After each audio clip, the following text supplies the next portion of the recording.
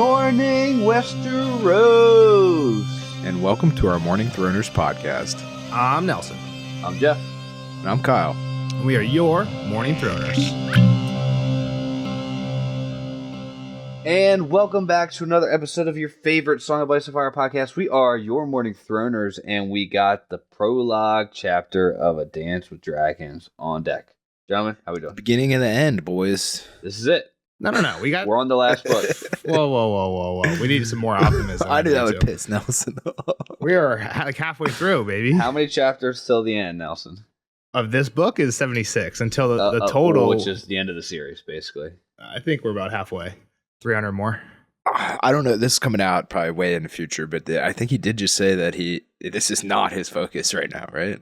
I don't know. I don't think he would ever admit that, or there'd be riots in the street. But I think everyone's known that's kind of the case. I thought I saw that. I mean, it's been 20 years. You can't be focusing on something for 20 years and just have nothing to show for it. This came out in 2006. Is that what it says? I don't know. You just said 20 That's years. what you just said. I took a kind of random guess. I think it's close though. No, mine says originally published July 12th, 2011. Originally published 2011. This says the novel was first published on October 17th. Dance or A Dance. Oh.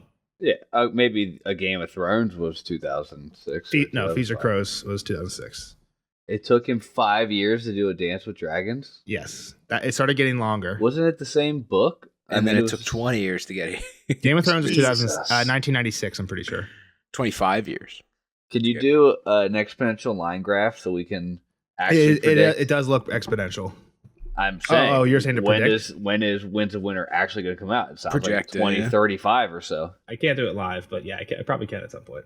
Yeah. All right. Well, I'll start. No, or Kyle, we'll bring in. This, by far, to date, on the top of my mind, is the hardest chapter to read. No, and by no means do I think it's a bad chapter, but it is so hard to read that is I didn't enjoy it at all. I think contextually, it's a good chapter, but man, it was an awful read. Awful read. I guess I don't even know what that means then. I was going to say, I'm the opposite where this one felt like. How it read was bad. And you mentioned it just barely off screen, so I wanted to wait.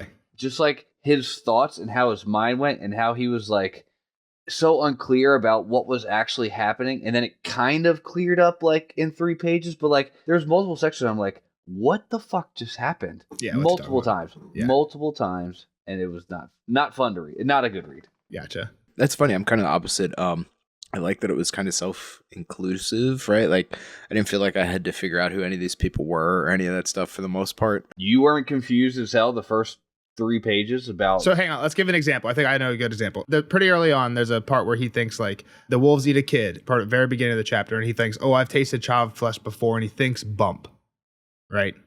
Yeah. That's something, right? And you're like, what the fuck does that mean? You find out later what that means. I assumed because it was capital that it was a kid or a name. Yeah, but then you find out later it's like more than just a kid, and right? Then but 14 pages, you find out what yeah, exactly. So I understand what you're saying. There's also just times where he's like full on in warg mode, like speaking of warg mode, and then the next sentence is him in real time. And it's like, what the fuck? Like, are we warging in the past in your mind, or now you're in stuff? Like, what the fuck is going? Like, yeah, it's a good thing he was dying because he was making no sense at all. He was in a dream state. See, I like that because it did lead to that like dream state kind of idea, right? Like it definitely was put into some perspective just where he was. Yeah. Like normally I try and like structure my notes with like headings and subheadings, like Tyrion meets with Tywin, Tyrion goes to see Cersei, Tyrion and Bronn talk to Vic, whatever, like that. Here it's literally just like bunch of jumbled thoughts, and it's only like a few lines in each one, just because like Jeff said, it's so back and forth. Like warging wolves, Viramir back in the hut, thinking about current circumstances, thinking about the escape from the wall, thinking about Hagen, thinking about back to now, thinking about Hagen again, thinking about his animals, back to now, Hagen again. It's like, yeah, just give me all the Hagen stuff, then give me all the now stuff. Like, I understand that, like, I feel like it does make a first read maybe better because you're like, it's supposed to like pull things out, like make you curious and then give you the answers later instead of giving you here's the question, here's the answer, here's the question, here's the answer. A little of that. Which I don't need that all the time, but like, it just was so confusing. It was borderline confusing what he was talking about. Like, yeah, I'm gonna agree with you on this one, Jeff. I think it's more confusing than not confusing. I knew it fine because I've read it a lot, but I would. Let's get into it. Yeah. Let's see if we can suss out what you got here. And All right. So it starts off with Warg is riding up on a group of men, right? Warg, which I'm assuming this is where it gets confusing. Sorry, pause one more time real quick. We didn't get Kyle's general thoughts on like the overall chapter. All right, sorry. I'm ready for it. First off, like this is kind of exciting to get all caught up, right? Like, yeah, people know we took a break, and then the last couple episodes haven't been like traditional, so we're kind of this is like the first like back into the normal groove, right? well, obviously, yeah, it's the prologue of the last published. It's book. really chapter 1. yeah. I mean, it kind of is. So we that had was that conversation. We had that conversation. I was gonna say this one started a little different in that I was surprised that it was like, so I was trying to connect it to actually Bloodraven because it was like one eye and stuff, right? Like I was like, oh, okay, maybe this is where it's headed. Yep. And then it's literally just after the whole Jon Snow at the wall kind of stuff, after the wildlings broke.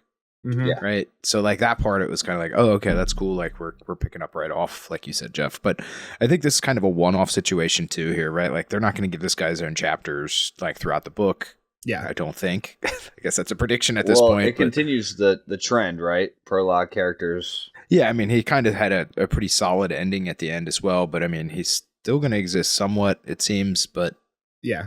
we'll get there. Yeah.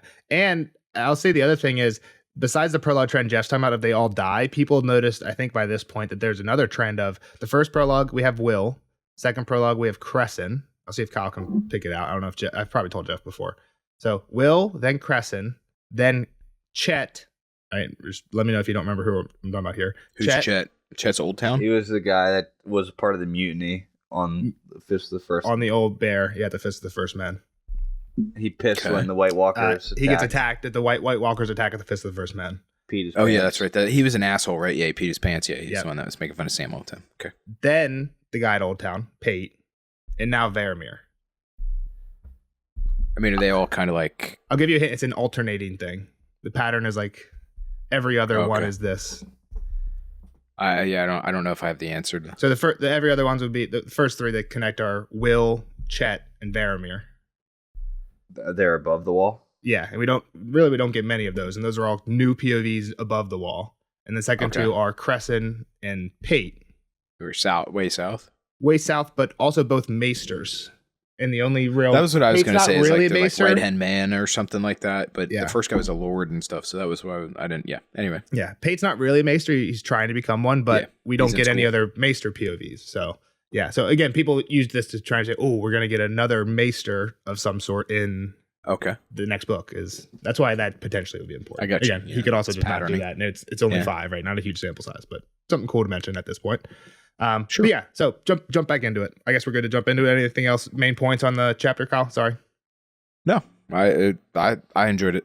Yeah. All right. I guess one more question before I jump in. How long did it take you to realize who this was? And did you remember anything really about this guy at all? Once they said Six Skins, yeah, no, I did. Once I did that, I remembered who he was, but yeah, I didn't. I forgot. Like man said, it's been so long, man. I At mean, this point. he doesn't really. I can't remember when John was among them. Like, was he more than just brought up? Like, He actually was a little He bit. was And there's actually a few quotes I was going to bring up. They're all in relation to the eagle because he thinks about at one point he's an eagle burning. So I'll wait till then to bring it up because we've been doing a lot of random talk before we get into it. So I'll wait to bring those up. But yeah, I do have some quotes where John remembers seeing him and stuff. Yeah, I definitely remember him being there. But, and like, talked that was about. it, really. Like, he was just amongst the lords, kind of, when he was with Man. He was like one of the top 5 right hand men of man. I'm saying he didn't climb the wall with them. He didn't. Nope. I'm saying that's all we knew that he was there, and we knew that he had fucking animals behind him, right? And Yeah, that's he is set to guard Jon when Stannis attacks Mance's camp, and Jon's there, right? Jon had gone out to either like kill Mance or try and destroy the Horn or whatever. And these are what my quotes are about. Mance is like, "Fuck, I got to go right out and face this battle." Varamir, you stay here and protect Dala, who I think is giving birth, and Jon, don't let him do anything tricky. And then that is when the eagle poof, and Jon kind of has a chance to do something. He doesn't really do anything. But, Yep, I remember him well enough from the Eagle. but yeah, I think that, to Jeff's point, that's the most like direct interaction I think Jon has with I didn't him. remember what happened to the eagle. He got shot with an arrow. We'll get to Yeah. those. We'll get to those quotes. Yeah. Okay. I didn't remember it from the John chapter. That's why. Yeah. Yeah. That's what I have quotes of. We start off with Warg riding up on a pack of men, which, again, I knew what this chapter was, especially from the start.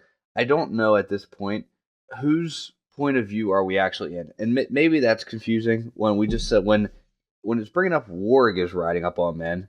You assume it's like Bran or Jon or something. Is it One Eye's perspective on Varamir controlling him, right? Because every other time it would be like, Varamir, I was riding up, like I mounted Sly. This is just ambiguity on purpose. I don't know. I feel like we've had chapters like this before in Bran's perspective for sure, where it starts as a wolf and you're like, I smelled the hair and I'm chasing it, and then all of a sudden Bran woke up. I smelled the hair. I smelled it. I tasted the blood in my mouth. I did this. So this is confusing. You're right. I think this is confusing. This confused me too. At the end of the chapter, he ends up warging into One Eye, and here he talks about One Eye in third person. The wolf, correct. I don't think he ever talks about in third person. In this part is Stalker. This feels like warg is like the wolf is talking about. Listen to it this way. There's 3 wolves. This is Stalker, one of the 3. I understand. He's warged into Stalker. So he's like, One Eye bursts through the snowbank. That's because Stalker is seeing the other wolf do this. I don't think it ever mentions Stalker in third person in this part. You can read this. I was confused too, Jeff, because I know this chapter and I know he ends up in One Eye. All right, just let me just. Yeah. So Jeff is confused by the use of the warg specifically. And what I think that is, Jeff, is just like literary technique to kind of not lay too much on the table in the second sentence is all, right? Those were, yeah. All right, that's not a good one. Like this sentence, I guess I'll just read it. And maybe this isn't the best one. Those were man smells too, the warg knew, which I get that's saying Varamir, right? Yeah. Like I said, I think it's just so that, without saying Varamir. Like I think normally it would say Bran there. Or just like think if this was a Bran chapter, would it just say Bran there? Bran knew. But I feel, or just like the wolf knew or something like that. No, I think the wolf would be more of what Jeff's saying, unfortunately. And again, I'll get off this soapbox. Like at some point when he's slipping skins, he knows that there's other things going on. Like he takes over, right? Like, he pushes the other personality beside when he takes it over, right? I don't know what, it's not a personality, but does that make sense? Yeah, there's also a voice whispering. There's lines like that, right? It's kind of what you're saying, and that's what they're pushing away. That's what it's making me, like, when it's saying, like, the warg jumped over the thing, the blah, blah, blah, it made me think, like, this was Stalker's being, like, talking about Varamir. Yeah. We're in the Stalker's POV, and he's talking about the warg as a different person who's trying to warg into him. Correct. Almost if like we actually got a summer POV, and he's like, oh, I'm running through the trees, and all of a sudden the warg tried to make me do something else. Here's another one. As the wolves closed on the prey, the warg heard the wailing of a pup. Got you. It's just because we don't know who the warg is yet, though, Jeff, I think. Yeah. I guess my point is when we've been in these warg dreams before, we've never used this literary term. He could have just said, I heard it, and just saying, I heard. Yes. Yeah. Instead of, like, it confused me. I was like, are we supposed to be the wolf right now? Like, well, yeah, I think it's setting up to let you know that this is somebody in that wolf, but we don't know who that somebody is, right? That's kind of like the suspense part of it. And so, like, him emphasizing that it's a warg and not just a wolf or a person or whatever, right? Like, I think that's kind of establishing that point of view. I think it's a valid point that I never thought of before. I just think it's giving me, this was beginning, is actually Stalker not being in control of his body. We've never seen a chapter kind of split between two things before, though, is what I'd argue against that. And I would, like, that's my point of view. Yeah, I mean, I think it's a valid point, Jeff. I think it is confusing. I was confused on what you were confused on at the beginning, but I understand what you're saying now. They use the term the warg a lot. And again, does it really matter if it's Stalker's POV for a page and a half, or was it Varamir's? It doesn't really matter, but I was like, why the hell is he calling it warg? Why can't he just say it? Like, he'd be in the first person. Why couldn't it just be in the first person like every other warg experience? Yeah. Because then it might not have been as clear what Six Skins was doing, right? Like, that really helps solidify that he was warging into that. You're just saying that if this was a Bran chapter, you could basically find and replace the warg with Bran, and it would make sense. If he was, like, in Summer and instead of Stalker, and just say... But he just didn't want to give away... He didn't want to put Varamir there, because a lot of people wouldn't know what that is, so just... You know what I mean? So sure, whatever. Agreed. Yeah, it doesn't matter. Good, valid point, though. All right, so he's riding up on the group of people. Yeah, they're just hunting a group of people. It's 2 men and a woman and a baby. And it's very clear that this is like a cunning person, right? Like, that's kind of what this is all about, where it's like, I know to stay away from, or do the men first, right? And like, you got to watch out for the sharp teeth or sharp claws thing. Well, that's another thing too, which is giving me Stalker's POV vibe. Why wouldn't he just call it spears and swords? He knows what they are as a human. We've seen Bran do that too, though. He does call it, kind of. every once in a while the voice will whisper like what the real word is or something like that, right? But Like, we've seen Bran fall into like the wolf before. yeah, I agree. I think one of the really cool things about the Varamir warging here is there's times when like he's like warging into one, but like half warging into the other ones at the same time. Again, I don't have a quote for it, but I feel like there's definitely something in there that gives that vibe where like he's all three of them running down a hill at one point or something like that. And there's a little bit of that too in the John quote I have later. And I don't know. I think that's the coolest part is that he's like controlling more than one at once. Again, we never really kind of get that from this POV more than like what we do whenever that quote is, but I don't have it. So yeah, so this is when he eats the pup. They call the cub or whatever, the baby. Yeah. He eats the baby. It's a kid. Yeah. Yeah. Now this is like a last hurrah. Like I'm dying. Let me go run around and kill people. Let me eat. I'm hungry. I mean, if you're laid in a hut hungry and you have the ability to like not just like he can't play on his phone or anything, like what else are you gonna do? Like He's surfing the internet for a little bit right now. That's what you're saying. yeah, that's all I would Doom do. scrolling. Yeah, he's out eating baby. You can't do anything else. Yeah. No, I agree. Yeah, that's definitely he's. Although we can get to it later when he's kind of trying to find a final vessel. Like it is weird that he didn't go to them originally, but I guess he's connected so well to them that he doesn't need to. We'll get there. Yeah. So this is when he's thinking of Bump, like I kind of mentioned earlier. We'll get to I guess what more that means more later. I mean, he does say a child's flesh, and he remembers Bump, human meat. So like I was like, okay, so this is some kid he's eaten previously that he actually knew. Yep. And then that makes him think of some of the lessons he had heard from this guy named Hagen. And and Hagen had said, men may eat the flesh of beasts and beasts eat the flesh of men, but the man who eats the flesh of man is an abomination. And an abomination was one of Hagen's favorite words. He used it a lot. It's a good lesson. Things that Hagen said were abominations. To eat of human meat was abomination. To Yep. mate his wolf with a wolf was abomination. And to seize the body of another man was the worst abomination of all. Yep. And we throughout the chapter we hear check for Varamir. Big abomination. He's just been doing it all. Yeah. Because of this chapter, abomination is a word that people kind of look out for in just the series as a whole. And for the most part, people just like a few select bastards, I think, mainly get referred to as like abominations. Tyrion probably has. Probably Tyrion. Yeah. No offense to Tyrion. I'm just assuming that's what somebody would say to him. Yeah.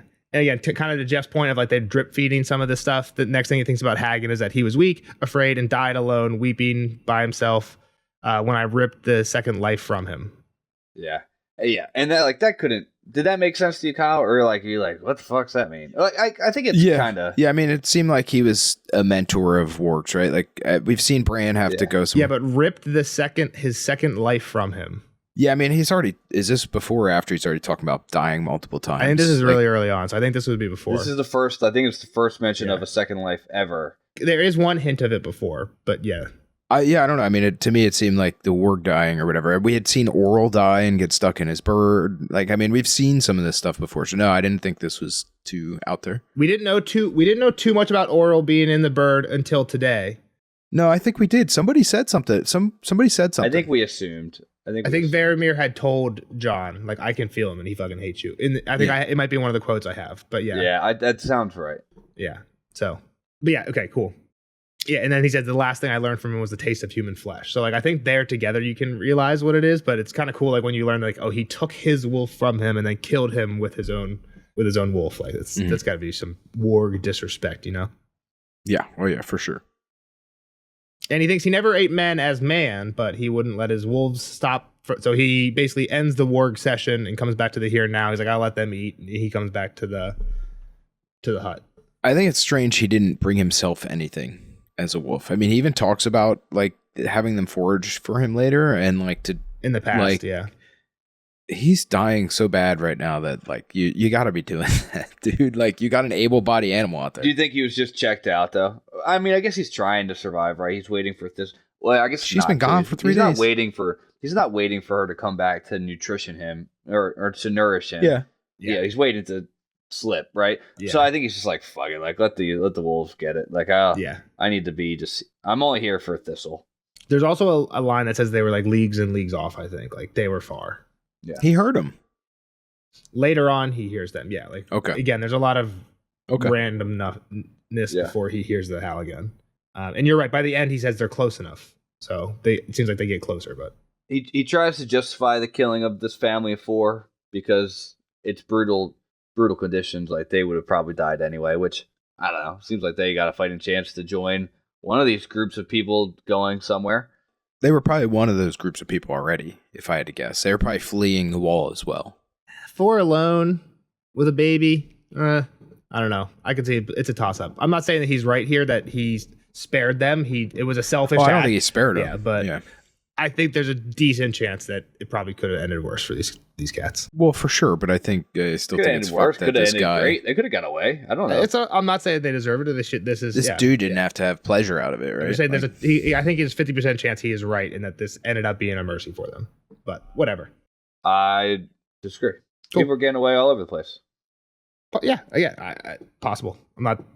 Say 75%. I'm not betting on it. I said 50-50. I'll give you 60-40. Give me 60-40 odds. I'll give you 60. I don't know. It sounded like later on, like when he's talking about the groups of people kind of dispersing, like it didn't sound like it was going to go well for any of them. At least they were dispersing. They had a chance to disperse. Yeah, to me, the bigger group, the better. I don't know. You also have the more mouths to feed problem, but like he had.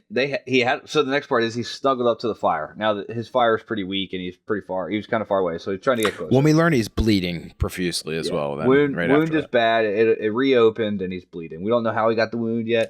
We don't know why it opened up, how it got closed. Blah blah blah. All right, so we'll learn in a couple pages, but. This will try to sew him up. That's a tongue twister right there.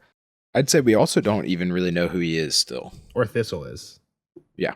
And he wishes he took one of the humans before they left. Kyle, thoughts on that? Yeah, I mean, those I definitely thought he meant Eaton at this point. Ooh, okay. For sure. I think that's how it's supposed to read at this point. Dang, I've read these books too many times. I didn't even think about that. Well, I know you wouldn't that have makes sense. Thought about it. But like to this point, cool. We've never heard of, or I guess I don't think so. I don't think so. So the other thing I would say is that I'll check. I don't know what you guys were talking about. I was trying to get out of there. Yeah. So have we heard of the suggestion of warging a person before? I think, but I don't know that anybody we know have done it. I think we've talked about it. I think we have. I think we've seen it before. In my notes, the summary, the one when I have to bring it down to like a 2-sentence for Bran 3, Storm of Swords, Bran the Reeds and Hodor get to Queen's Crown. Oh yeah, he warged Hodor or something. Yeah. Again, he doesn't like warg him and control him. Hodor is just like yelling, he, like, and reads then his he thoughts. Like faints, basically. Hodor faints, basically. Yeah. So yeah, I wouldn't say it's what Varamir's trying to do, but abomination. Well, yeah, obviously that's what he was trying to do on like the second read through here. I think that's definitely what it is. But so like he also hints earlier or later at like these chunks of hair. I'm saying what Bran did to Hodor is he basically just made him faint. He didn't like get in his skin and walk around. He just like Hodor was screaming and they were trying to be quiet and he like knocked him out. Mm-hmm. That's not what Varamir's trying to do to Thistle. No, he's trying to take them for sure. Exactly. Which is why he said I should have taken one of them. But the other thing I thought was that he just meant like he was trying to rape one of these women because he does talk about that and also like their hair, stealing hair and stuff at some point. So that was where I was at with that. It was either taking him as a wolf to eat, like he should have eaten one of them, or banged it out. Yeah. There's also a few times in this section where others was the first word of a sentence and became capitalized. Others were slain by those who had been their brothers in arms when they marched south with Mance Rayder. I don't know. It's interesting because others is like I guess it's a noun, so you can always kind of just say like they're talking about the actual like the others, you know what I mean, like the bad guys. And I think there's one other one, but yeah. This one though, I would say it's like because he's like talking about the group of Mance's free folk. He's someone here, others went there. Like I think that's a fair assumption that he's not talking about the others. Yeah, but I think George is a good enough author that he could find another word for, or like he could do something else there and make the same expression if he didn't want to use others. And I don't think there's any more to read into it except for then like there's a bunch of them at the end, not necessarily others, but there's at least a bunch of whites at the end, right? So it's hard to I want to get into that. We'll get into that part, obviously. Okay. All right. So did we talk about where they're all trying to escape to or what's going on? We can get to that now, I think. Yep. All right. So right after the battle, they're trying to escape the crows and the knights in their steel, right? So Thistle was pissed off because all the great lords that they were following disbanded once Mance was taken. Yeah. And where's Tormund? Where's the Weeper? Where's Six Skins? And Varamir's like, holy shit. She doesn't know who I am. And he's like, why would she? Like, I'm in bad shape right now. Yeah. And the polar bear. When he has none of his polar things, bear's not there, and the shadow cat, which is it? We learn it here. Yeah, shadow cat. Not yet. Another thing we have to fucking wait for. Well, I mean, we've seen that. We've seen him with that before, though. But yeah, it's not here though. Yeah, but I guess this is the point where you should know who this guy is. Again, I'm not expecting you to remember all his 6 skins and everything. We should know, but why Thistle doesn't? No, Thistle shouldn't. Yeah. Thistle doesn't know because there's no fucking polar bear and shadow cat. Yeah. All right. He is embarrassed, but he was embarrassed when he ran as well. So he gave his name was Hagen. Which is the coward, right? His teacher. I don't know. He's a coward. It was a teacher. He kind of thought he was a coward, or he thought him as that. Sure. Verimir doesn't seem like the best guy. I don't think Hagen's a coward. I think that's fair. Verimir's Verimir seems like an awful guy. Yeah. Yep. So people tried to pull wanderers to the Milkwater, or a group was going to the Valley of the Thens, which seems like the wrong direction to go. That was north, back north, not going there. And then some crazy lady tried to take some people out to the sea because the ship was coming to get them. Yeah, and so the Milkwater is a river that kind of like flows from the north. I think John was here earlier. It flows from the north to the west. Shadow? Is it like towards the Shadow Tower? The Shadow. There's like a big ravine with a bridge of skulls. That's where Bo and Marsh had to fight before. Exactly. The ones that want to go to the Milkwater. The point is like go to the Milkwater, then follow that, whichever way the river flows. I don't know, up or down towards the Shadow Tower. And then meet up with, who is it? The Weeper is the one who's gathering men at the Bridge of Skulls. Somebody else, some random guy, wanted to go to the Valley of Thens. And then there's a woods witch who they say is Mother Mole, who wants to take the people to the east, which is obviously where the coast is, because she said she had a vision that, like Jeff said, ships are going to save us. So, yeah, that's where most of the people, like, of the big group seem to split off. It's not all of them. Some were just dying and stuff. He was too weak to go anywhere. Yeah, he says he would have gone with her. Yeah. He would have gone with the Woods Witch. Yeah, even though she was gray and cold and far away, though. I think there's another reason for that, too. I think it's because we find out that he was kind of familiar with that area of it. The Woods Witch part, you mean? Or no, going to the East Watch. Back to the East Watch. Like that's that's a good point. That's a good point. Yeah, I think that's why more so. Like he was always obsessed with kind of that part, or learned the part. That's all stuff we learned coming up. But that's why I think he would go with her. And maybe also the safest, right? Like, shit's going up. You don't want to go to the north part to the Thens. One, the Thens are crazy. And two, north is bad. Others. We know others are up there. And then Milkwater sounds like a brutal trek as well. I will say, so you're thinking that Mother Mole wants to go to Eastwatch. I mean, that's where the ships are coming. It's a fair point. I don't think this is a spoiler because he doesn't say exactly what this means earlier, but earlier he said when there was a huge pack, some people started going to the Milkwater, some people started going to Hardhome, and some people started going north. I know where Hardhome is. If you look at a map, I think Hardhome would be on the map too. It's on the east. It's like a wildling village village north of. It's not Eastwatch. It's a wildling village on the coast. So I think you can make the assumption based on that, looking at the map and what he says that Mother Mole wants to go to the sea, that she's not actually going to Eastwatch. She would be taking them to Hardhome. But it's either's possible, I guess. Okay. Anywhere on the coast. Yeah. But he's too weak, so he can't go. And he's also just lost all of his stuff during the attack, right? All of his good furs and boots and armor, whatever. He just was not prepared and dropped all his loot. Yeah, and it all started when he got burned. It was bad, a bad burning, and he had to flee. I burned and I died, and then I ran, half mad with pain and terror. The memory still shamed him, but he had not been alone. Others had run as well, hundreds of them, thousands. That's it right there too. Others had run as well, hundreds of them, thousands. And again, we know there weren't actually others in this battle, so I don't think that's what he's saying. I just think, I don't know. It's like within like two. It's on the same page that we have others. It's too funny to me. I think you're just reading way too much into that myself. And I might be. Yeah. I might be giving George way too much credit, but I don't know. It doesn't take you 6 years to write a book, and you don't use others in the chapter where the whites show up. But you know what I'm saying. So yeah. So here's what just a few quotes from the John chapters at the end of Storm of Swords. This is John 10. I think this is John, like I said earlier, John has gone out to like meet/kill Mance, right? I think Janice and Alistair said, if you don't go kill Mance, you're fucked. We're going to kill you. We're killing you. Yeah. So John's like, okay, let's do it. So John's out there, and I think exactly. This is what I was mentioning earlier. This is Verimir, I think, talking to John. Arel was withering inside his feathers, so I took the eagle for my own. But the joining works both ways, Warg. Arel lives inside me now, whispering how much he hates you. And I can soar above the wall and see with eagle eyes. So, exactly, he says, Arel lives inside the eagle, and he, in this chapter, I take he says, over the eagle. in this chapter, he says, like, I even started to hate John because of Arel. Yeah. Like, I was, Mhm. You take on the characteristics of what you're in. Yep. So I read this section of the chapter. Basically, then what happens is Stannis attacks.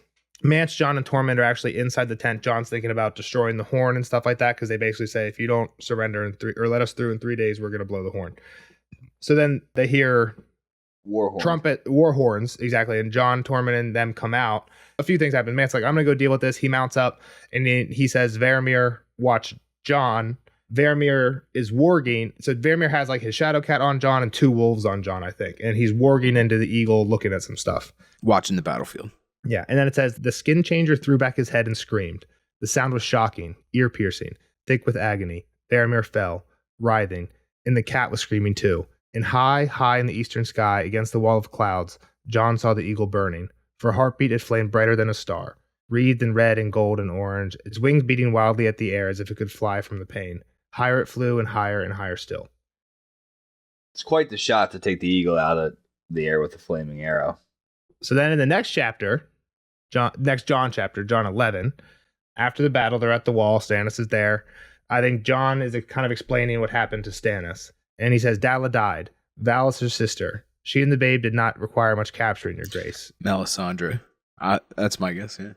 Stannis is giving credit to John for capturing Dalla and the babe. And he's like, she was giving birth and didn't require much not too hard. Everybody else was dying and fleeing. Yeah. You had put the wildling to flight, and the skin changer Mance had left to guard the queen went mad when the eagle burned. John looked at Melisandre. Some say that was your doing. She smiled, her long copper hair tumbling across her face. The Lord of Light has fiery talons, Jon Snow. And then John she turns back and starts fireballed talking his to Stannis. So exactly, that's the assumption. Yeah, it's one of the assumptions among the fans. There's a few others, but it's a main. Yeah, one. I mean, the other thing I would say, Jeff, is if it was an arrow, they were probably 300 feet up on the wall. So I mean, they have some advantage at a bird at that point. They're not ground level up. But the thing I'll say, and I think Mel is probably the most likely. But the thing I will say is Mel is also the person to, when you accredit her to some crazy magic, she'll take credit. She takes credit for sure. Well, it's all part of the legend then. Exactly. Make her sound like the Wizard of Oz. Exactly. Yep. So, those are my John quotes. Again, kind of cool. That I think the eagle thing is kind of cool when we've seen this from John's perspective, and I know it's been a while. It's a whole book, right? Like, so that is what reminded me, or like really brought it all together. Yeah. So I do remember a lot of that scene. Yeah. Yeah. So we learned then, because he's cold, because he lost all his stuff, that he tried to steal a woman's cloak who had her head bashed in. She was already dead, just lying there with a nice squirrel skin cloak. But Son comes out of nowhere, bam, stabs him in the side, and takes a cloak for himself and gets out of there. And he's pissed. He's like, why do you do that to me? But and Thistle explains it was a son. Like, what'd you expect? So and he watched her die, right? He watched her get killed. Yeah, by Hornfoot men, which are those free folk? Yeah. Yeah, so I mean, this is like the beginning of, you see, like they all kind of fell apart in the battle, I think. Yeah, I think he mentions that. Like, once Mance was gone, it was every clan for himself again. Yeah. And he thinks Mance is dead, so and soon everyone will be dead. All the different free folk factions, Thens, Hornfoots, Giants, Cave Dwellers, the Men of the Western Shore, which we've heard of before as the Walrus Men of the Frozen Shore. And I know that because they both use bone chariots. Maybe there's 2 clans, but I'm saying they're the same. And then he says, we're all doomed, even the crows. They might not know it yet, but they'll die with the rest of us. The enemy was coming. That's the I guess, Kyle, were you getting like any others vibes like early in the chapter? Like, were you thinking... Well, I mean, I knew why they were here. Yeah, I don't know. I don't know what that question means, I guess. Like, because I do remember like the point of why they were marching south. I just meant like, did you have a thought that we might see others, or Varamir's gonna get killed by another or something like that? Yeah, or whites or something. Yeah, I mean, there was an imminent threat here for sure. I guess I didn't think about this before either, but that's kind of a commonality between the prologue, every other prologue as well. We don't see whites others that much. Crescent. Well, no, hang on. Who was the other? We only see them in the Will. Yeah. Chet. Oh, Chet. Yeah, you're right. This is the first man, and then this guy. Yeah. Sam ran into him though. Yeah. Yeah. Yeah, I think so there's that's been not another too one. bad. John John, saw the obviously. whites. It'd be cooler if it was only in the prologue. It's like 50% of the times we've seen or them, in though, chapter are- 1. Yeah. Yeah. All right. So he starts thinking about he's had a bunch of deaths. Yeah, thoughts of Hagen telling him of his many deaths, right? Yep. Or is it Hagen telling him? Yeah, Hagen tells him, like, he's like, hey, you will die a dozen deaths. Yeah. And when your true death comes, you will live again. And that second life is going to be a sweet one. Yeah. Simpler and sweeter, they say. Yep. Which at this point I didn't understand was like he permanently goes to a warg. Is kind of what that's saying. To a right? wolf. To a warg. He could have chose, right? If it. Or a shadow cat or a bear if they were still Yeah, around. that's well. They didn't like him. We get into that later, but like so I think the wolf was the choice. But Yeah. I don't know. I think I would have took. I think if I could have chose, I probably would have chose the eagle if he didn't blow up in flames. But Yeah. If you're gonna just slowly become it anyway, like, yeah, eagle's not a bad choice. I don't know. I don't know. We'll get to some of the eagle stuff that Hagen says later because I'm kind of on Hagen's side. or with maybe the earthworms. Earthworms wouldn't earthworm. be bad. earthworm. Yeah, just chill. Simplicity. Ignorance. just is, wriggle ignorance around. is bliss, You bro. just- Wiggle, You eat just some- wiggle. eat some Ignorance dirt is bliss, bro. and shit. just wiggling. Spend my days wiggling. Yeah. So he was getting ready for his true death right now. His last one was in the fire, which Mhm. was the bird, right? Yep. And What we then just talked about. Yep. he felt all the fire inside. But do you have the quote for that? Interesting quote there too. His last death had been by fire. I burned. At first, in his confusion, he thought some archer on the wall had pierced him with a flaming arrow, but the fire had been inside him, consuming him, and the pain. Yep. So, You just want me to read the other ones? if you want, yeah, I had him as bullets, but if you want, I think he pretty much lists All right, them. no, rock through the bullets. It's fine.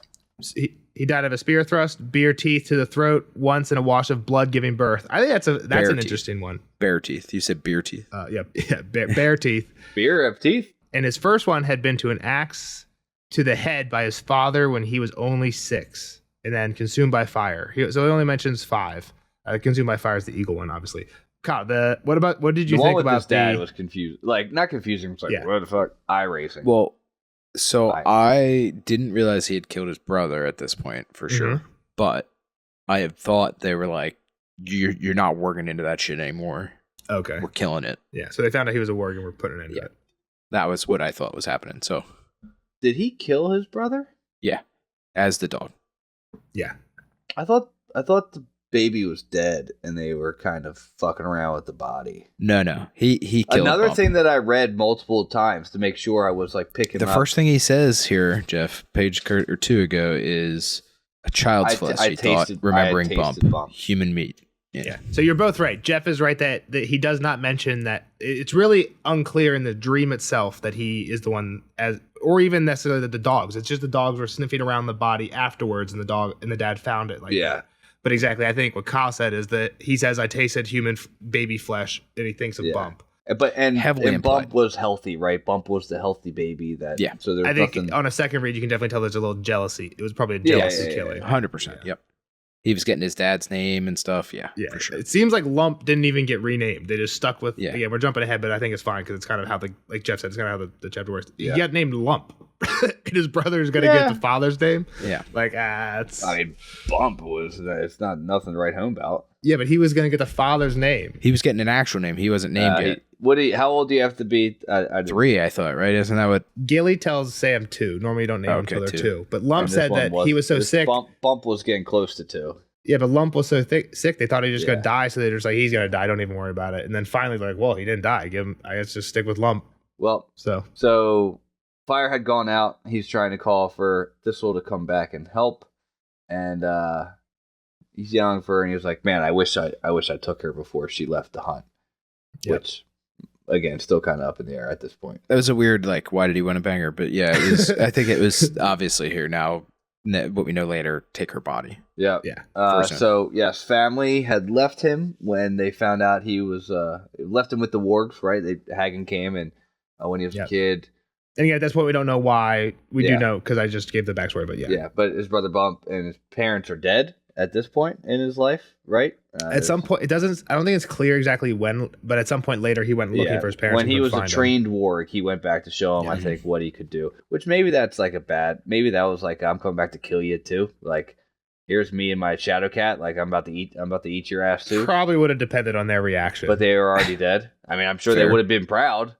Well, if they were like, we're proud, then maybe he is like, oh yeah, thank you, finally. Yeah. But if they were like, we sent you away for being a warg, you're even worse of a monster now. Then or like, don't come back. We didn't want you to come back. You abomination. Yeah, I don't think they make it through the day then. Yeah, I don't think they make it through the day either. Yeah, so he was Lump, but he dreamed to be king beyond the wall. And now he's just going to end up being some ugly spear wife if he gets his goal at this point. It's the best he can hope for. And again, a lot through the chapter, he just hears Hagen whispering abomination to him every time he basically thinks of doing an abomination. Thistle. Yep. So we get his backstory of kind of who he was as a wildling leader. And again, one more real quick. Me reading too much into it from Kyle. I have no idea why this would matter, but there's a point when he speaks out loud. He says, "I'm a Varamir the warg, the skin changer. It is not right that she should live." When he's saying she's some ugly spear wife, and then I'm all these things. It's not great that she should live and I should die. No one answered. There was no one there. No one is a Game of Thrones word, right? Because Arya is no one, or Arya wants to become no one, and there's no one. There's that no one. So I don't know. No one jumps out to me. I have no connection for it. Like I'm saying, that I think that's definitely a reading too much into. But that one's fair. That I think the others have more standing in reality than no one here. What? Yeah, exactly. Because there's others in this chapter. Like there's no faceless men around. I think that one I would bite that hook before I bought the no one hook. How's that? You just jumped out to me, so mention it. Yeah. No, that's I appreciate it. I'm not telling you not to. So now he's thinking back to earlier in his life. Yep. He was sort of a lord before Mance came around and rallied all the troops. He lived in a cool kind of moss hut, right? Yep. He with Hagen, right? It was Hagen's hut for a while. They lived together, it seems like, and then he at some point he took it over. Yeah. Yeah. And his trick of the trade was pulling women in to sleep with, but he would just go send the shadow cat to lure them back, basically, like, come back or I'll eat you. Yeah, probably. Exactly. Yeah, he's like some came weeping, but they all came. Every once in a while, some hero would come to try and kill the skin changer and save their daughter or lover or whatever. And like they all died. It's like, damn, this guy is never the women though. And there was like a group of people that would bring him like food vegetables and bread. Yeah. He always got his own meat. Right, with his animals, but they would bring him like veggies and fruit and, and bread. I mean, they were trying to stay on his good side because he had a pretty good, other than like how he used it, but like he always had 6 bodyguards, right? He was like, how could you kill him, right? All right, we'll kill him when he's sleeping. Bullshit, you got the polar bear guarding the front door. Even if he's not warging into it, like he's got 5 deadly animals very close to him that are probably not going to be chill with you walking up to him. Yeah, right. Like, so. Yeah, kind of badass. Again, he used his power horribly. With great power comes great responsibility. He did not have that, but he killed the men, like you said, Nels, and then he would leave the women unhurt, but would leave them with some bastard babies at times. None of them had the warg ability, though. It's kind of weird. Like, how do you know? Don't you need to let them grow a little bit? I do think this is weird. Like, I don't know. Without getting too much into it, there's a lot of theories that like.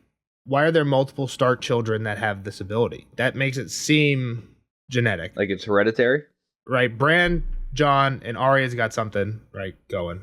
So, like, and even Rickon, it seems like him and Shaggy Dog, right, had something going on. Yeah, and it felt like Sansa had it as well. Like I thought she had like missing feelings occasionally. She had the wolf for like 2 chapters, so it's hard to tell. I know, Sansa, but what I'm saying is that like later on, I thought she was like it felt like something was missing, right? Like stuff like that.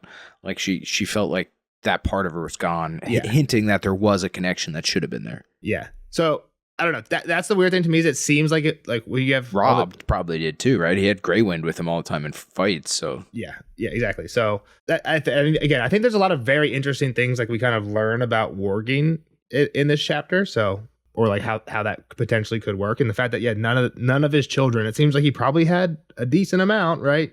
I didn't help how he had them. What do you mean? Like the gods are playing a part? Yeah, right. Like I mean. He takes these women and forces children into them. So why would he be blessed with a gift from the gods? Yeah, I mean, possible.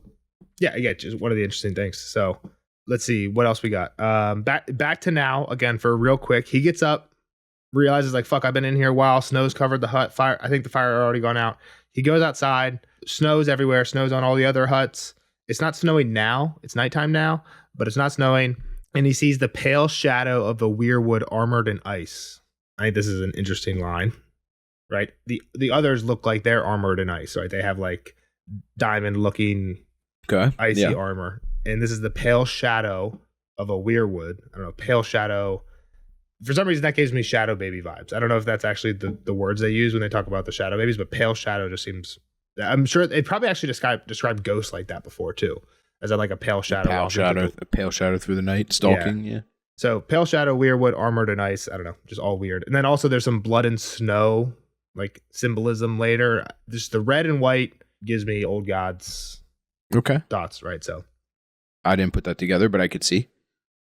Yeah. So just again, like some themey, old gods, othery stuff here. The only way the wind was blowing. I think the wind does start blowing. There you go. All right. Cool. Yeah. So next section, I think what I have is he's thinking back to basically a bunch of his animals and his times with Hagen. I guess he goes outside and he yells for Thistle. And then a wolf howls far away. And he's like, I know that howl. He's like, that's One Eye. And this is when we kind of like learn about his wolves. One Eye's the oldest, fiercest. Stalker with leaner, quicker. Sly, more cunning. And she's the girl wolf. Is girl wolf bitch? He refers to as bitch later. I didn't know if it was like insulting or... Yeah, okay. No. So yeah, those are his 3 wolves. Yeah, badass. Being a warg would be cool. Being a warg 3 times would be even more cool. 6 times. He lost his shadow cat and bear in the battle, which again, kind of from the John quote I read earlier, they went. I don't know if it was part of the quote. They went crazy though. They didn't like him much. They were looking for an opportunity. Yeah, he just lost control, and this is where we learned that the bear did hate him, and I don't think the shadow cat really liked him, but the bear really. Well, he talks about at least what Hagen told him with like cats don't really give a shit about you. So yeah, I don't think George is a cat guy. He says cats are vain and cruel and ready to turn on you. Yeah, I enjoyed that part when Hagen's going through. There's a couple things with the dogs is like before we go on, the wolves were his pack, right? They're like his family. The dogs are easy to tame. Like they're made to fit a human. Just loyal. Yeah, definitely a dog guy, George. But wolves were tougher, but when you do make that pact, it's like a for life deal. Permanent. It's a marriage. And I agree with you, Jeff. I think George probably is a dog guy, but I always take it like this is almost an insult.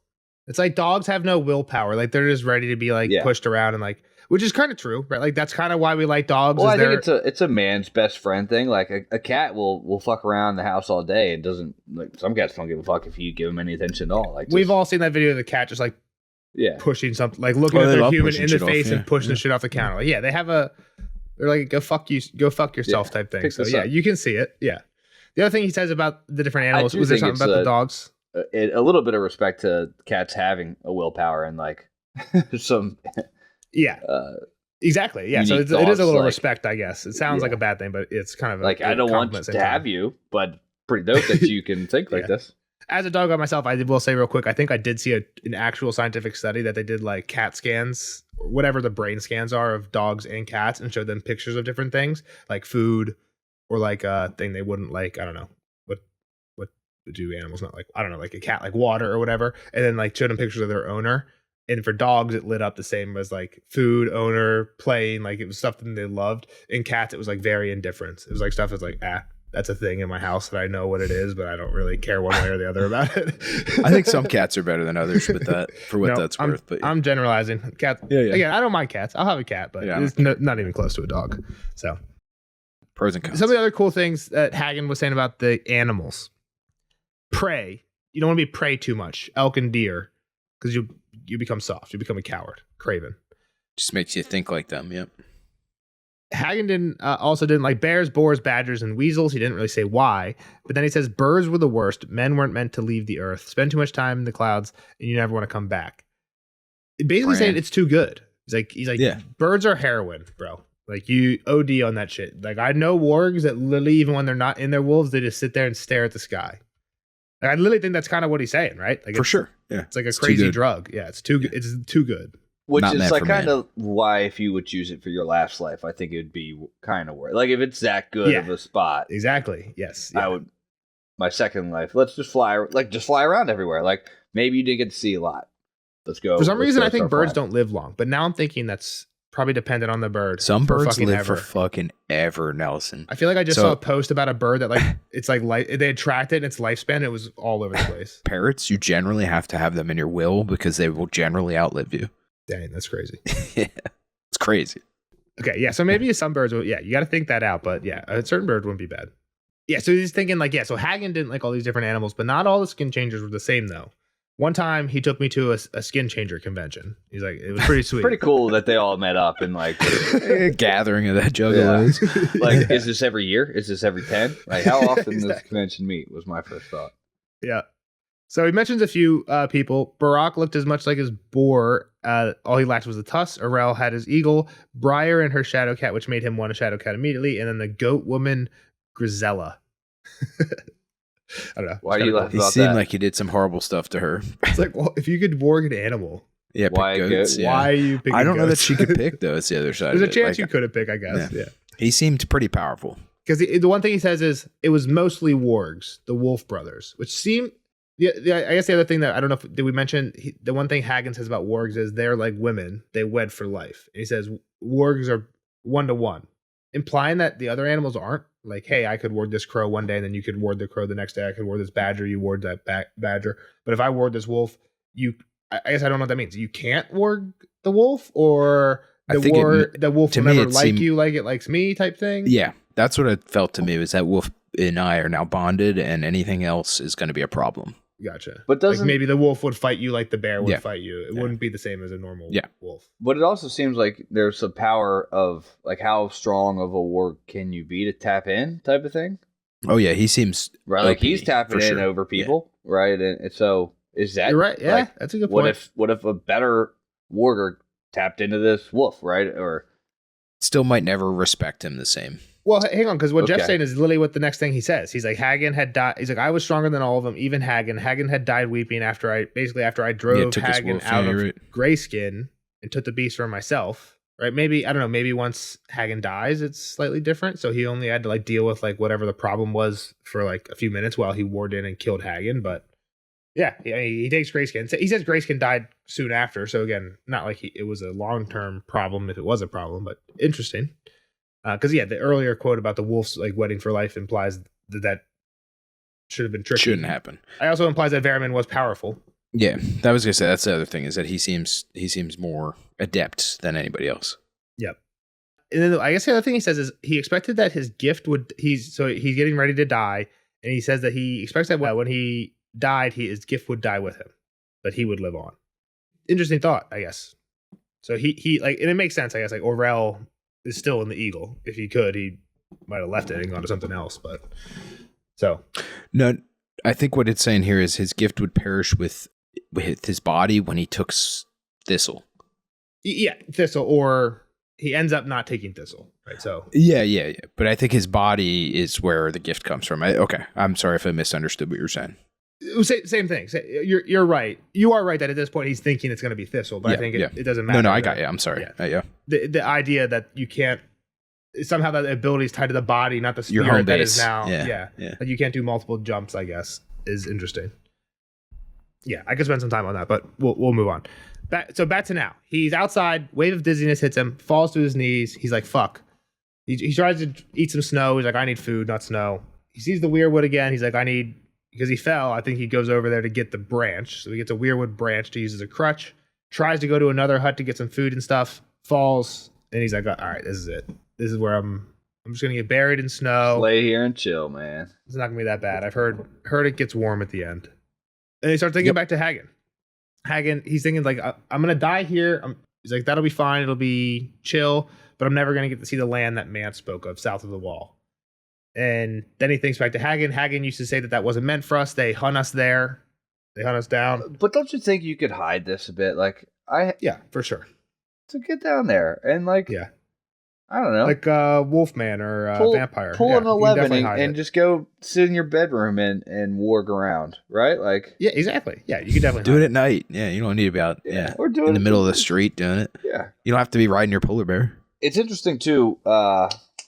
Another friend of the Night's Watch, right? A wildling. You know, the only other one we kind of had was Craster to this Yeah. point. I'm sure there's, Mhm. you know, especially A when it few was similar situations like this. Yeah, it was but- interesting to hear that he was a friend of the Watch for sure. Yeah, Hagen. this guy just really as a trader, right? It's not for protection or maybe news, right? He's coming down with some info Yeah. of what's going on. So, something to say about him living in secrecy south of the wall, though, Jeff, is he wanted greatness, right? Like that was his driving factor. Well, Varamir, yeah. I'm saying Hagen, like before. Oh, Hagen could have went down there, yeah, but Varamir, like, that if he you're wanted just gonna- greatness. If you're just gonna hop into this wolf every now and again, just like keep the wolf out Yeah. in the Okay. woods, and The other thing is, I think you could also become great. Like you wouldn't be known as a great skin changer, but you could like probably, but ill-begotten, use your abilities to make yourself wealthy and thereby maybe not a lord, but you probably set yourself up pretty good if you're a ward. You know what I mean? Like do some things maybe you shouldn't. You know what I mean? You know what I mean? All right. So Nelson says you'd make a good criminal, is what he said. you could if you wanted. Is what I'm saying. Yes, and I think Varamir would want Wanted. it. Yes. yeah. All right, so he's getting ready to die here, and he's like, "All right, I got one last choice. Which wolf do I slip into for my final life?" And he's like, "Nah, I don't really want to get in Sly because she's a bitch." And I did used to like going into her when she was getting mounted though, which is interesting. And also one of the deaths he had earlier. but that's also a con at this point. Like he's like, "Well, that I don't want to go in the Sly because that's who One Eye mounts when." Yeah, I don't think he enjoyed But it. he did mention that He did it multiple times. He did mention No. that it was an abomination earlier. Look Yeah, at the so quote. it's Oh, it says often. Okay, yeah, fair enough. he was like, yeah, sometimes I just like to feel that part of it too, right? Like that's Yeah, like if it was an accident that you accidentally like Nah. You're right. rolled That's into fair. him, I thought it said once. I'm sorry. Often. you're yeah. good. no, he definitely wanted to be in there a couple times. He wanted to, he just liked it the other way better. He He liked wanted- both. But he just liked it the other way a little bit better, I think. he was Pleasure's pleasure, Hey, man. Jen Yeah. Catch, right? He maybe just curious. And, He's just a little bit better pitcher, I guess. but that I took that as he didn't want to get mounted by One Eye the rest of his second life. Getting mounted was not. He didn't part want to of be it. not in charge, right? Well, then being able to mount Sly is one of the pros for One Eye. It's like, yeah, he's older, Correct. but he's the one that gets. But to- he's the one that gets her in heat, right? So. Yeah. And then maybe Stalker, right? But One Eye was fiercer and took Sly, but Stalker was the younger wolf.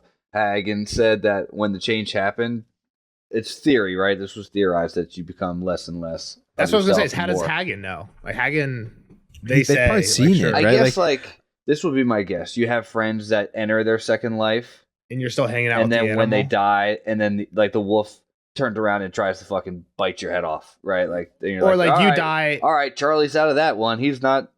Charlie's not Yeah. in control anymore. or like say I died and went into Luke, and for a while, and then you inherited Luke, and for a while Luke responds to Nelson. And at some point, that just stops working. Yeah. like that, like something like that.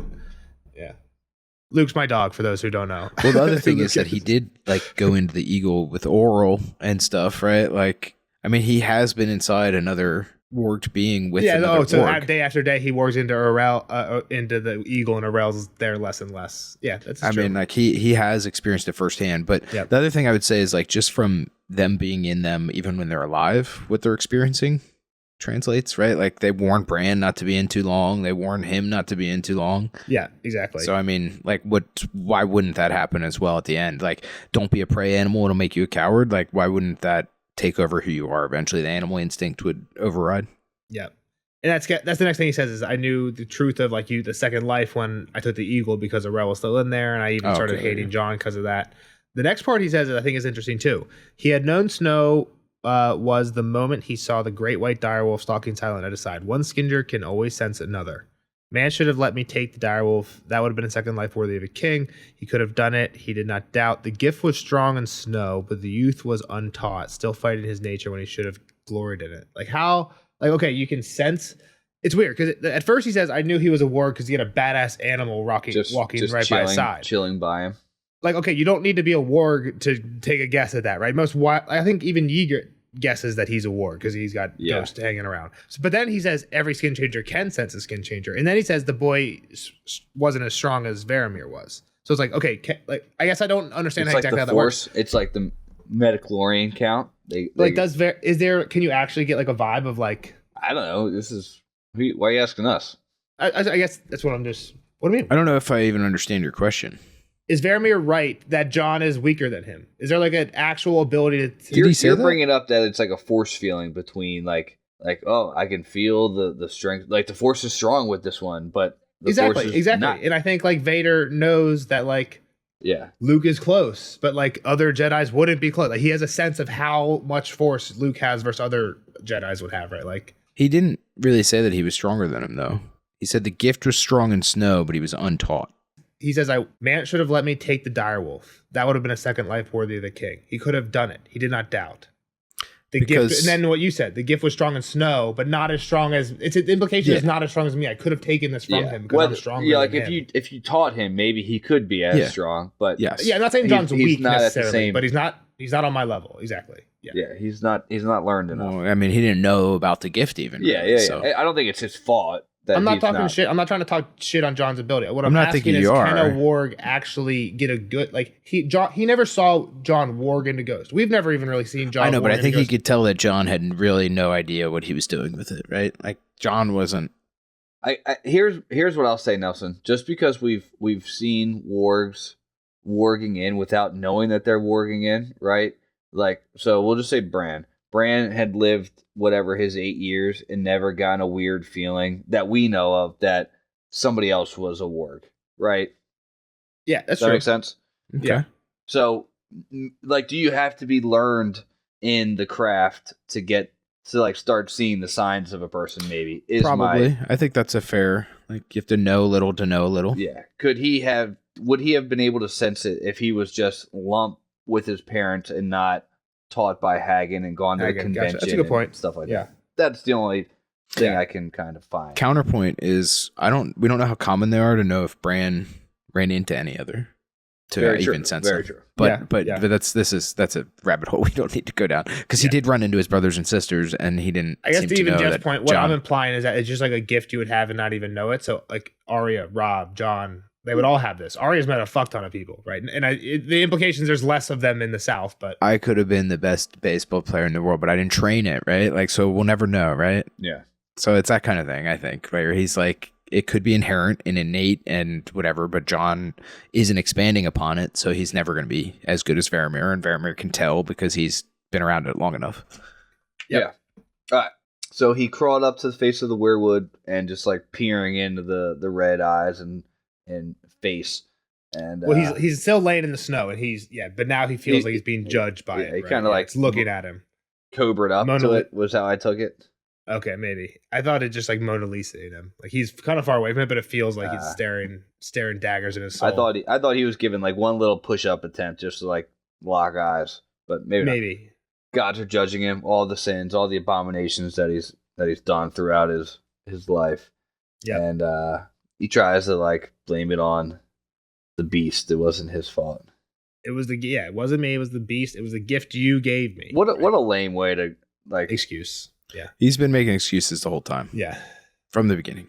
I didn't eat any human meat. The wolves did. The beast. You've loved this. You've loved it till now. Now you want to say I don't like it. It wasn't my fault. Like bullshit. Fuck off. All right. And he closes his eyes and he has this. He goes into this one last dream state. And, does this ring a bell to you guys? And again, this is kind of a deep pull. But the start of this dream is he dreamt an old dream of a hovel by the sea, 3 dogs whimpering, a woman's tears. Is that a Bran dream? Dreamt an old dream. I dreamt an old dream is the part, and I think we've heard it twice before, and they're both kind of really interesting dreams. The first one is, I mean, dreamt an old dream. Sounds like a Ned thing about the tower. Exactly, Ned's dream about the Tower of Joy. Okay. He dreamt an old dream of 3 knights in white cloaks, a tower long fallen, and Lyanna and her. It's always like, I don't know. The sentences are always like similar. It's like a number of things, like 3 dogs. The other old dream is Cersei with Maggie the Frog. She dreamt an old dream of 3 girls in brown cloaks, a wattled crone, and a tent that smelled of death. How about 3 and 3? He dreamt an old dream of 3 knights in white cloaks and a tower long fallen of Lyanna and her bed of blood. 3 knights, dogs. 3 girls, 3 dogs. 3 dogs. Yep. I don't know. That's weird, right? Yeah. Like those 2 seem way more important than like this one's interesting and it's like a big revelation for Varamir, but it's like this is never gonna matter to anybody else. Like these other dreams, I don't know, feel like major implications. So it jumped out to me, but And I've never heard anybody compare this dream to those dreams, but I don't know, that opening line, it just, I don't know, jumps off the page to me. So I don't have anything else to say to it, but if you have comments, definitely leave some comments on that one, because I don't think I've ever seen anybody talk about that one, and it kind of blew my mind. So That's fair. That's a good one. I think this is the dream I summarized earlier, though, right? He was born small and weak. His brother was born later, not small and weak. His parents definitely favored the bump, the younger brother, and the dogs were found sniffing around him. Obviously, implication, he was warped into one of the dogs and killed the brother for jealousy, tasted the brother. I may have just read this wrong, because, again, he did say that he ate. I thought they had, like, buried the body, and it was like they were, like, sniffing around, like, digging around the site. Nah, and I think that they came back and the baby was dead and the dogs were there. Yeah. Yeah, With and then a bite out of it. Yeah. Like, okay, Yeah. you should probably kill the dogs at that point. Yeah. It sounded like the dad didn't want to kill the dogs, right? Like, Well, I mean, it's He got to was be shaking, awful, right? yeah. It's hard. Yeah. I didn't know if he was shaking because he had just found his dead child, or It's probably awful all around. I don't know if it's awful all around. it would be that hard if a dog. to kill a dog if it killed your Yes. child. Yeah, it's like it's a different level. Yeah, I can see that. That's what I was saying. I didn't know. I thought it was more likely he was shaking because his child had just died. It was like I picture like a stormy night. It's raining. They come home and it's like, outside, right? And there's even a part where it says like it smelled of blood. Also, and who just let Bump chilling by themselves? with it. Well, He's almost. I don't know. Yeah, I don't know. Again, I think nowadays it's probably not a great idea to leave your child alone with a dog, but I feel like a lot of dogs are very protective of children, and like if you're gonna leave it alone, it'd probably be better to leave with a dog than not with a dog. Until your jealous brother walks in and Exactly. A 2-year-old should not be alone in general, Nelson. I don't think. Period. And again, and my point is, with a dog doesn't make it. What I'm kind of implying is that alone with a dog is slightly better than alone. In today's world, no. In the old world, if you had to, yeah, probably. Why not? oh, I got to go hunt this deer. We're not eating tonight. Sorry, Bump. And then Bump pulling the dog's ears, and the dog just has enough of it. Lump had nothing to do with it. Oh gosh. All right. Yeah. So dad's killing the dogs, right? And there is one thing before the dad kills the dogs that the wood witch says to the mom. We heard this a few times, I think, throughout the chapter too, but I think the quote's interesting because of what happens at the end of the chapter, I guess. Your little one is with the gods now, the woods witch told his mother as she wept. He'll never hurt again, never hunger, never cry. The gods have taken him down into the earth, into the trees. The gods are all around us, in the rocks and streams, in the birds and beasts. Your Bump has gone to join them. He'll be the world and all that's in it. Yep. And then basically, I don't know, this seems very similar to what happens to Vermeer after he leaves the weirwood tree, basically. He's like in an owl, in an earthworm, in the hare, in the trees, in the dirt, in the snowflake. So I think it's interesting here because he's like, kind of to Jeff's thing of like, did Lump actually do it? He's like, fuck. Lump did not like hearing that. He's like, Bump sees, he's watching. There's nowhere I can go to escape Bump from watching me. Why would Lump not want his brother Bump watching him if he killed him? He wasn't the murderer, and like now like there's like some knowingness to it too, right? Like, yeah. So the dogs. Now we talk about the dogs. Loptail, Sniff, Growler. Kind of some good names for dogs. Sniff and Growler. Huh? He's the Growler. The Growler, yeah. Sniff and Loptail, just all they're good. They're good. Yeah, good names. And yeah, so they take them, and I don't know. This part like kills me again. It's hard to like feel bad for the dogs, like when there's a dead baby, but I'm a dog guy. Come on. So the part when he called Loptail even after he killed the first two. It sucks because it doesn't sound like the dogs wouldn't have done it on their own. Yeah, but the part where he calls Loptail even after he's killed the first two and they were screaming and there's this horrible smell and Loptail comes anyway. It's like, no, Loptail, run for it. And that's what Lump's thinking. And he tries to war again. He's like, no, father.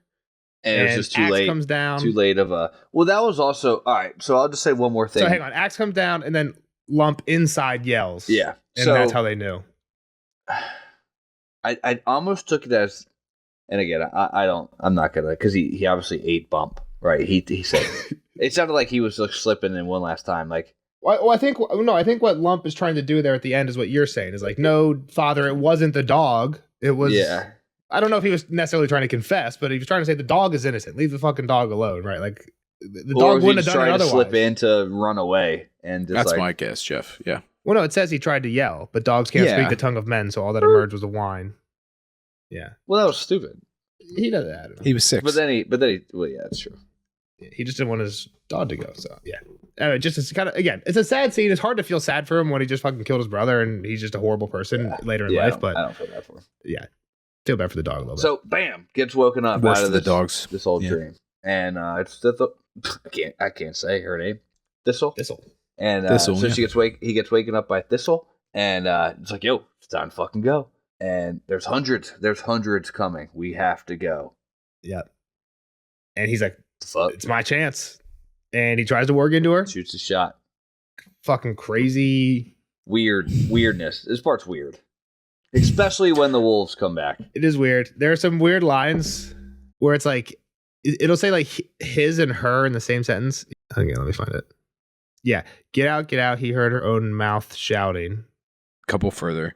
So her body staggered, fell, and rose again. Her hands flailed. Her legs jerked this way and that. In some grotesque dance as his spirit and her own fought for the flesh. She sucked down a mouthful of frigid air, and Verimir had half a heartbeat to glory in the taste of it and the strength of this young body before her teeth snapped together and filled his mouth with blood. Yeah, like that kind of thing. Yeah, exactly. She raised her hands to his face. When he tried to scream, she spat out their tongue. Yeah, yeah, this whole like they're both, I don't know. I feel like he does a really It's good a job war of like kind of showing the body, yeah. the mental like fight for it. And then it's weird because this wouldn't kill her, right? Like, I guess it does. It just like gives her a mental seizure maybe and just literally just fries her brain. Because like, how does this kill her? I mean, I think the whites are there, or the others. Decent thought. It was something that I was confused about. Like, did this thought make her go crazy forever? Like this fight over. Well, she shows up with the others. So, maybe she just went crazy forever and then the others showed up and killed her like a little bit later. Yeah. Okay.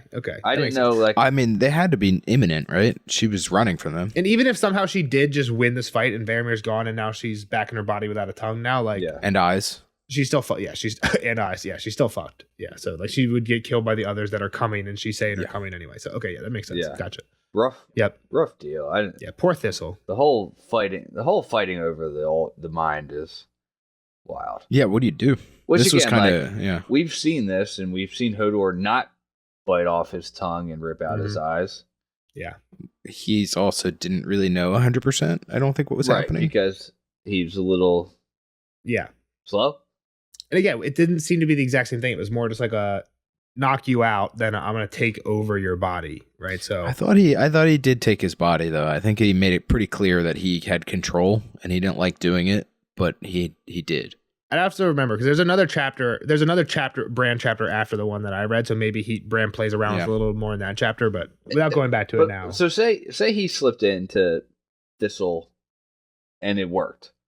Then Thistle's just in the back of his mind whispering like, "You dickhead, I hate you." Yes. The rest of his life. Yeah, and at some point, like she takes back over. And at some point, she takes back over. Right. He becomes her.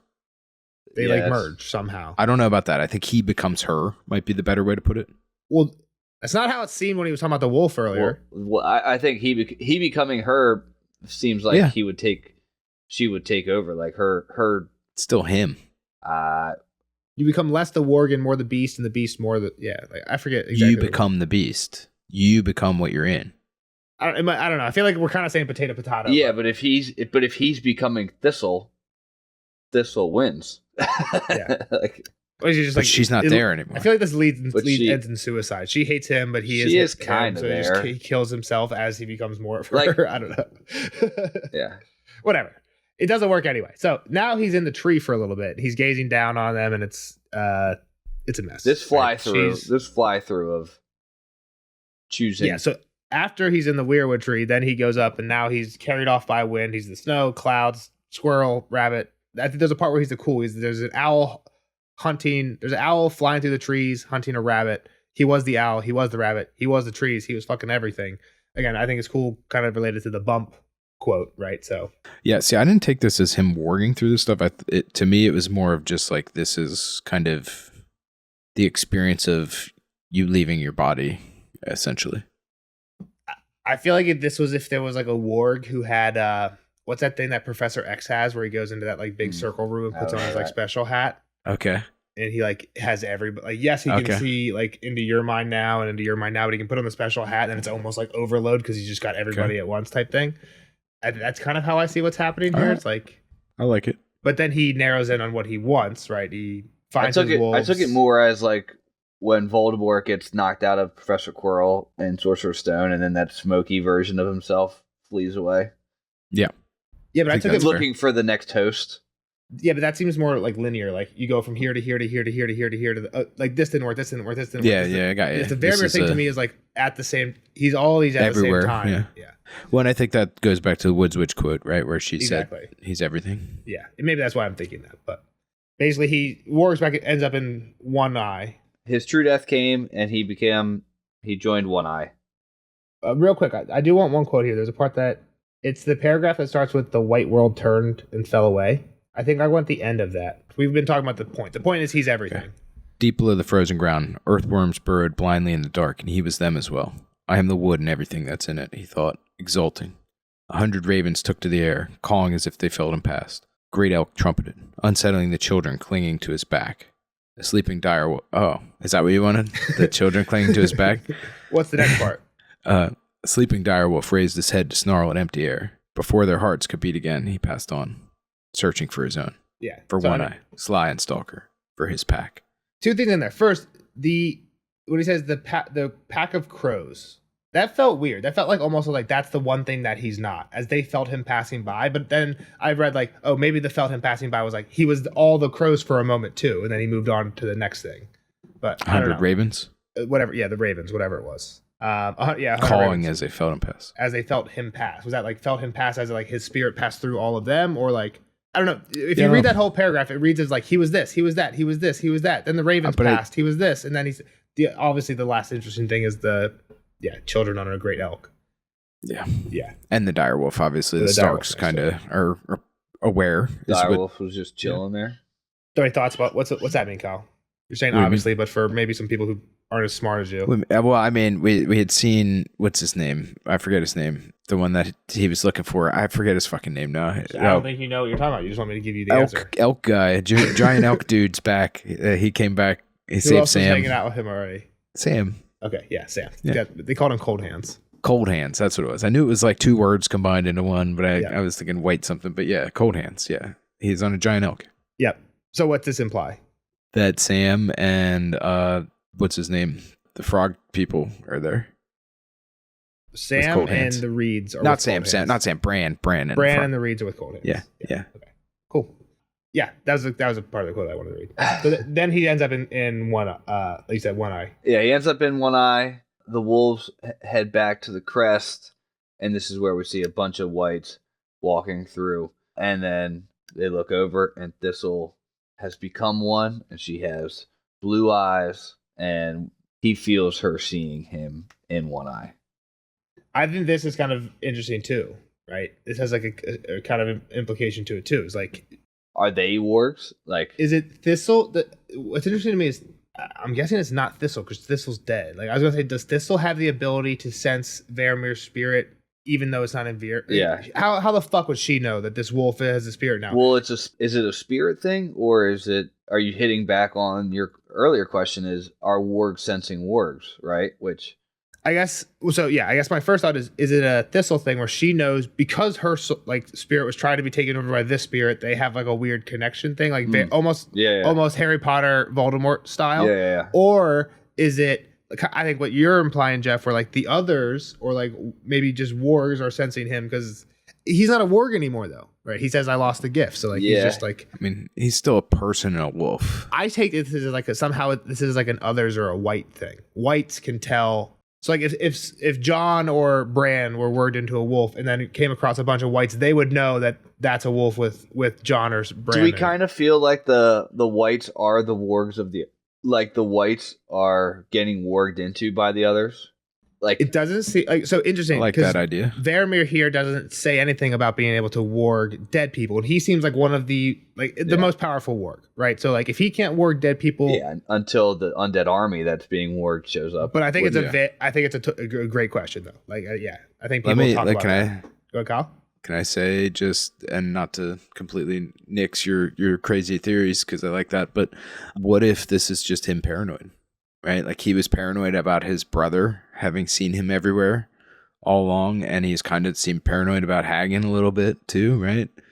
Like what if this is just like he feels a little bit of repentance and he sees her and feels that she sees him. Yeah, it's just not as fun as the theory.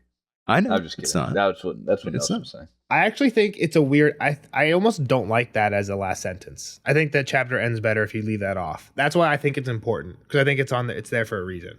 I think it makes like the chapter poetically read worse. So there has to be a good reason for it. If that's not a good reasoning, but that's what I'm sticking. I don't. Guess. Okay. Yeah. Do the wolves get away from the whites? Do they just hightail it out of there? Would we ever know?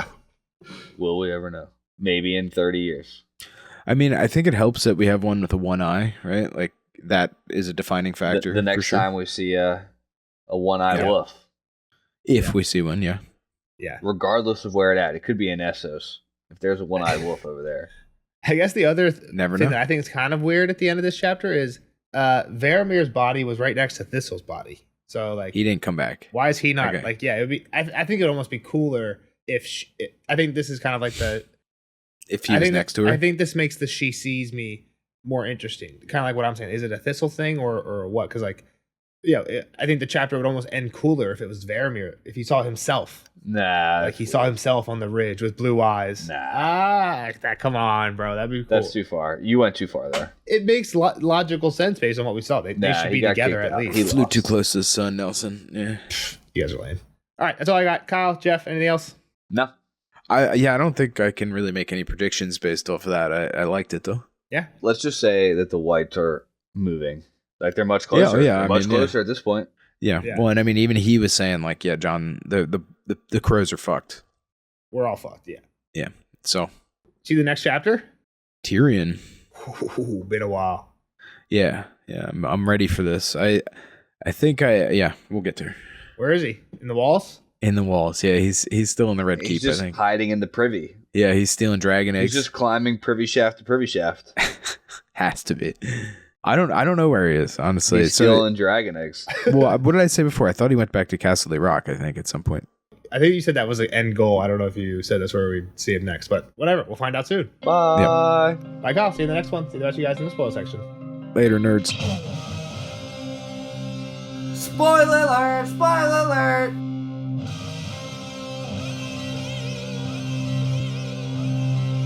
Spoiler alert! Spoiler alert! Bye, Kyle. Bye, Kyle. Thanks for hanging out with us. See you on the next one. Now, on the spoil section for Prologue of Dance with Dragons. Jeff, you got anything? I didn't really think too much prologue or like too much spoiler stuff from here.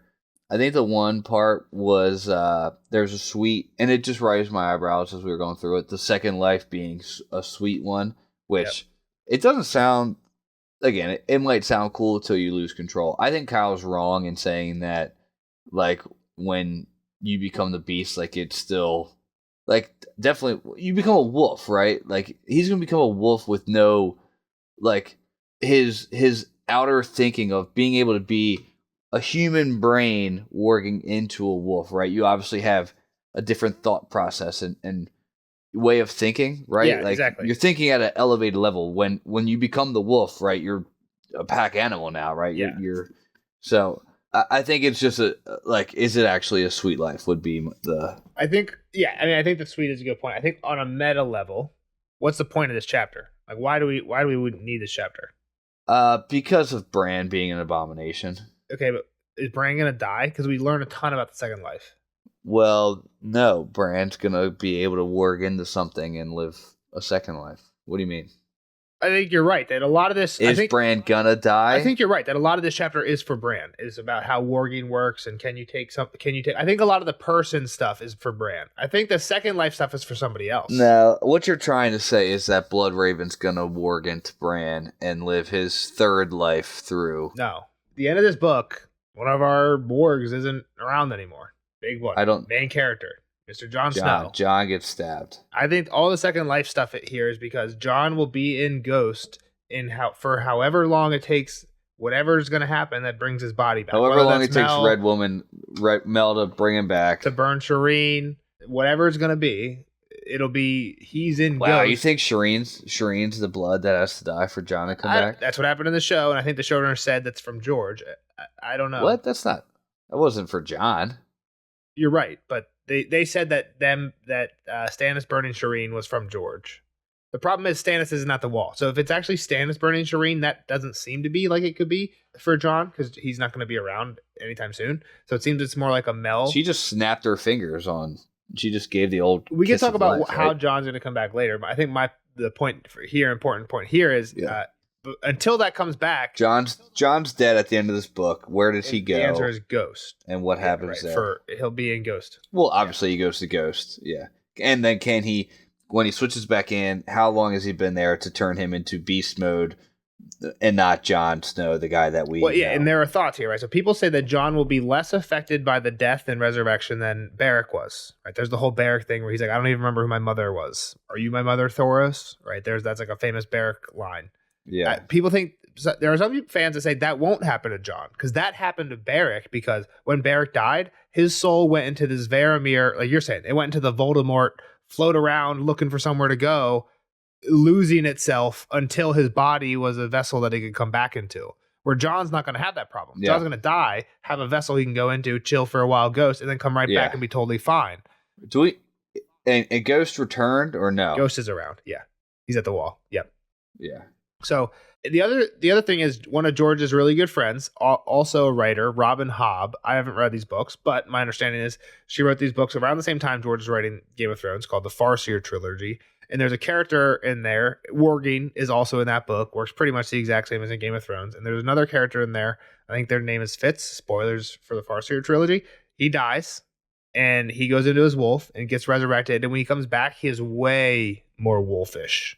Again, I haven't read the book, so I don't know what that means, but apparently he is like very changed for like the wolf manner. Like, I don't know, maybe he's like focused on prey, or I don't know, like overly violent or something, or just like his steak is rare instead of exactly. medium. I don't know what that entails, being more wolfish, but exactly. I think that's I think a lot of the he's drinking milk out of a bowl. Yeah, I think a lot of the stuff in this chapter is here because I think you're right. Bran is a big part of it. I think all the skin changes into a person stuff, and just Bran eats human meat. Bran, I think they're setting Bran up to be an abomination.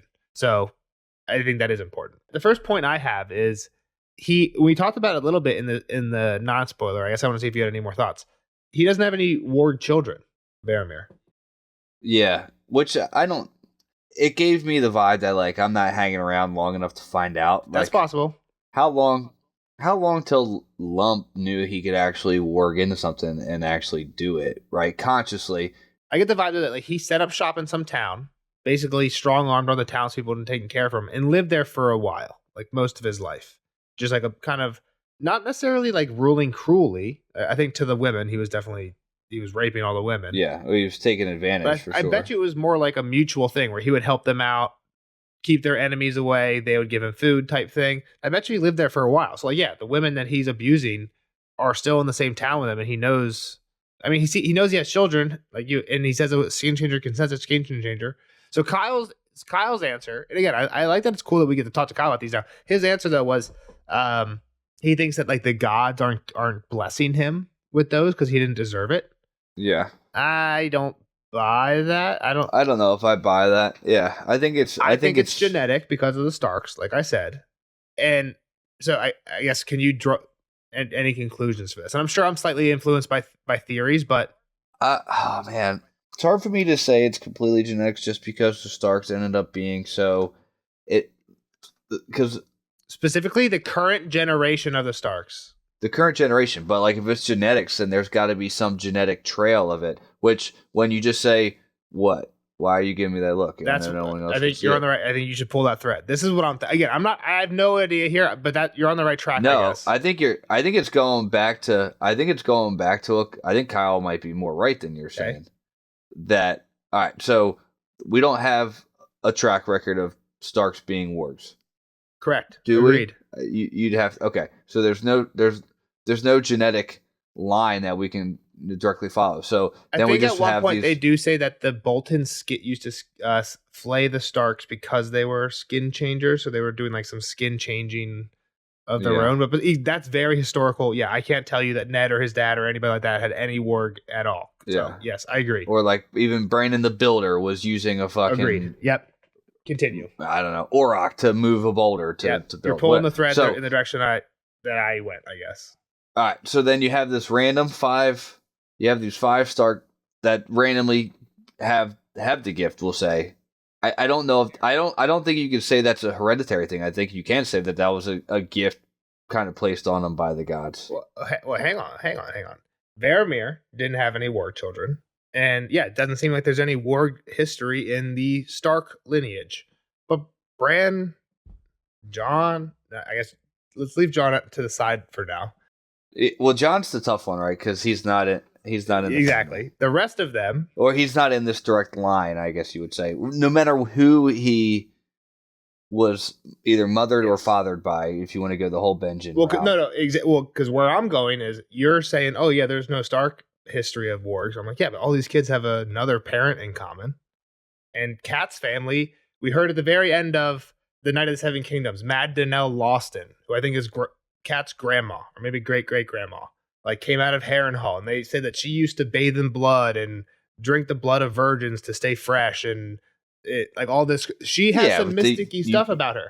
I guess my implication here is, what if it is genetic, but it's a female trait? It's a female past genetic thing. And I think there are a lot. I haven't, again, off the top of my head, I can't remember at all the details of them, but I think there are theories that if you trace out dragon bonding traits as an X-tied chromosome, you can map it all out, and it makes sense of like why this person could ride dragons and this person couldn't, because this person was a double X. It seems like more females hatch dragons than males. So I think there's a whole Preston video. It's probably what I'm referring to at this point. But I guess my implication here is, yes, it's genetic, but it's a female. It's a trait carried on the female genes, not on a male gene, on a male chromosome. Exactly. I don't know exactly. I'm not a geneticist. Right. That's a wild. I'm not either. I think I've talked about my biology background lessons and my teacher. Point. The point is, I know it's possible for there to be things that can only be passed down from the mother side. Right, like people say this all the time, like, oh, you get your hair pattern from like your mom's dad or whatever. Sure. Right, Yeah. so I think this is one of those things where potentially the warg ability, and it seems, I think you're right, because Starks seem like North, old gods, they should be the ones that have the warg blood. I think it would be a cool like subversion if somehow the Tullys cat is how this got introduced into their blood, and that's why all the children have it. Then you do have the big Jon problem, because Jon is definitely not a Tully, but if you take that he's a Targaryen, then you can say that the Targaryens also have the warg blood. That's what that lets them do their dragon thing. So I'm cool with that. Again, yeah, it's hard. I was pulling more so that the old gods needed Bran. Don't know really why they needed every other Stark kid to have it. So that's a if you're going, it's a gift of the old gods, then you're putting every Stark kid on a side quest for the old gods, basically. And tell me if you think the same way, but when I hear old gods, I just substitute that with Bloodraven. Sure. So Bloodraven was like, oh, Bran's born. Let's give him the little sprinkle of the gift. Yeah. That makes sense to me. Again, my theory is not, it's a theory. It's what I think. It's not what there's definitely no confirmation. So what you're saying makes just as much sense, I think. Which I think goes into kind of I started this and you kind of pulled me off it and wanted to go the Jon route. The end of this, when Bloodraven's kind of training Bran, if it's going to go similar to that, where we get a Hodor situation and Bran has to escape the tree, does Bloodraven... Bran becomes a lot fucking weirder after he leaves the tree, right? That's a show thing. He becomes really mystically Bloodraven-ish. Does Bloodraven in some sort of way, third life, it would really, I guess, be his second life. I don't know how he's lived that long. Like, it's probably weird that he's alive still. But, like, does his second life become a part of I think this was Bran? like my main theory going into season 8, and it still might be my main theory in the books. I haven't really thought about it that much recently because it's been so long since we've been back to dance. But like, yeah, Bloodraven could be the most bad guy, because like one of the things that Varamir said in this chapter 2 that hits me is he thought the gift would die with his body. So you're a warg. Let's just follow Varamir's train of thought. The gift lives with the body, not the spirit. Which, okay. Varamir's thought is, I can play the second life game with a human if I'm strong enough. I can just take another human. So, you know what? That's a good ability. Like, why not live in a human? And then if I can find a human that is also a warg, that lives with their body, not their spirit. So if I can take over their body and kick their spirit out, then I live a second life and I'm still a warg.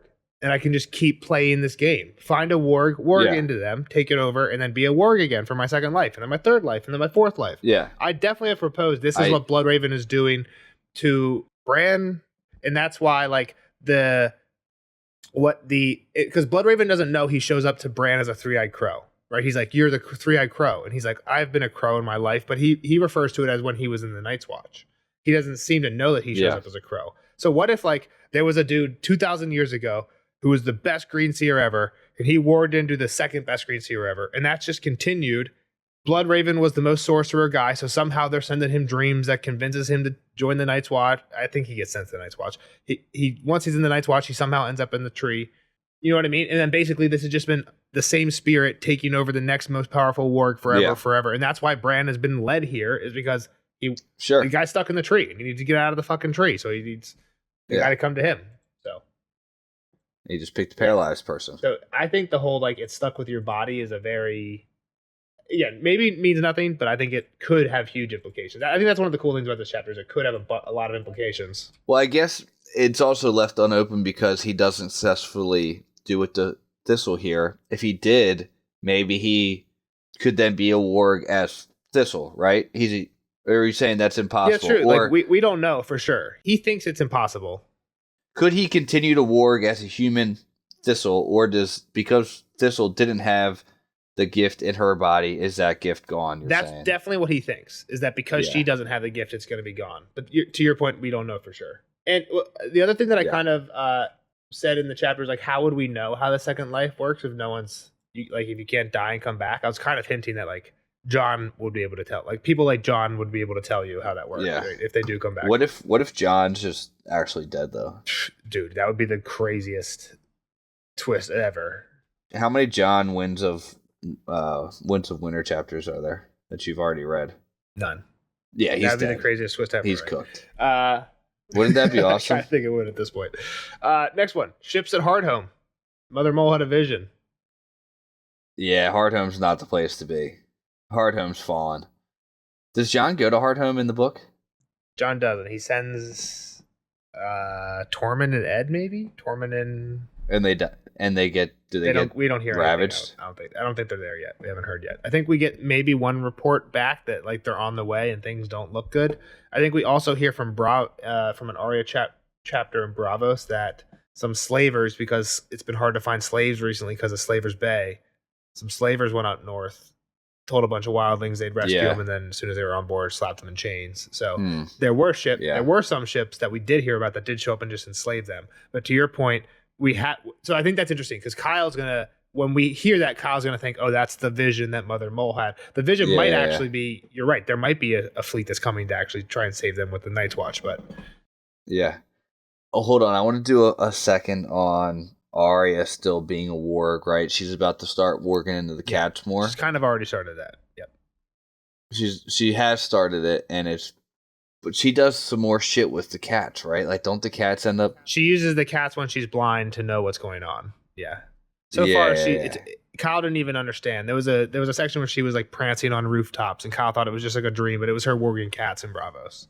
Yeah. The biggest thing about that is like she seems to have pretty solid control. They're all fucking strong. John, I think they're all strong because I don't think this chapter also makes it imply like wargs. I bring up the cat just because the cats are the ones that were said to not listen. Yeah, right. Yeah. Like to not. And also the chapter just implies that it seems like it's very rare to be able to skin change, but of those who can skin change, being able to skin change into wolves is pretty basic. Being able to skin change into things other than wolves is what is harder. So yeah, just even being able to do cats is crazy. Yeah. Bran definitely does warg into Hodor a lot, right? Like you said, the Hodor thing. He starts playing with swords as Hodor, I think. I was scared with how deep I was about to say that because it definitely, him just controlling him in that tower was like. And I don't remember. It might be more control than I was saying. I just did not want to let that on yet because I know it becomes a thing soon. We'll get a Bran chapter before too long here. Eagle. Yeah. The eagle that burns. I don't really have much here. For some reason, I think it's weird. Like, it's weirdly talked about a lot for it to just be like, oh, yeah, it was Mel. Burn the eagle. Whatever. Who cares? Mel doesn't think about it during her chapter. The only other thing I can think, though, is if for some reason the eagle had just never flown above the wall, Yeah. and because the wall is magic, it just happened to like hit the vertical plane of directly above the magic line, and it's like, hey, because John's warg powers don't work at the wall. He can't warg past the wall into Ghost, right? So like, what would happen if John was in Ghost and ran him through the wall? Would he just like get kicked back into his own body, or would Ghost burst into flames? The burst into flame things is unreal. I don't know. It doesn't seem likely, but the bursting from inside out, that means right? magic Like, to me. That did when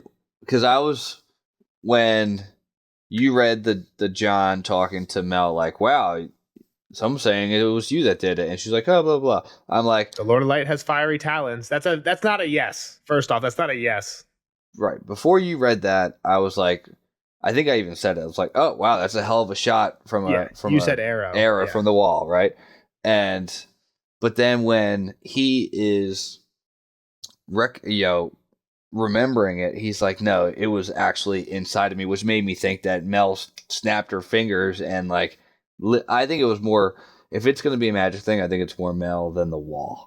I don't think the wall is just lighting people on fire. I think Mel's more likely than the wall. I just think it's what we have so far implies Mel too hardly and doesn't make it a big enough mystery. Like, it happens in one chapter, and like literally we find out like the John 10 and John 11 are like 4 chapters apart. So it happens in one chapter, and then John thinks it's an arrow, so it's not even a mystery at the time. And then 4 chapters later, Mel's just like, oh yeah, maybe that was me. And then we're just supposed to like let it go. And Varamir thinks about it a ton in here. Like, I guess what's the point? Like, to me, it seems like it's a mystery. So I'm trying to like, what could be the answer? And again, I don't know why the wall would be any cooler than the answer of Mel. And I think Mel is more likely. I just think the only other magic possibility I can think of is the wall. So that's what I guess I'll stick with that one. This one's cool, and Kyle, it was one of the very first things Kyle said. I didn't want to play too much on it because I didn't want to make it clear to him that Bloodraven is important in the main series. But One Eye, the wolf's called One Eye. Yeah, I didn't even think about that at all. Yeah. And Kyle, that was Kyle's like first thought. Yeah, exactly. And I didn't even. Well, it's because we just finished the Mystery Night, and the Bloodraven's at the very end of the Mystery Night, right? So, but it's cool because Bloodraven does become a big character in this book. I thought about that. I thought about One Eye being Bloodraven. What I was going with is like, okay, who are Sly and Stalker supposed to be? Yeah. See, I didn't. So I don't. Yeah, have I don't know, because One Eye could also be Euron, right? Because Euron's also. I think the curious thing about there's some important groups of 3 around, right? Like we've got you read the old Dreams of 3. The Aegon's Conquest was 3. We need the 3 heads of a dragon. We need a blah blah blah. Dany's House of the Undying Vision. She'll have 3. I'm gonna get it wrong, but she has like something like 3 mounts to ride, 3 mounts to love, 3. There's a bunch of 3. There's a ton of 3s in Dany's House of the Undying. Fuck, now I gotta look it up. So that was interesting. I don't know how that all comes in together, but yeah, I mean it's weird for sure.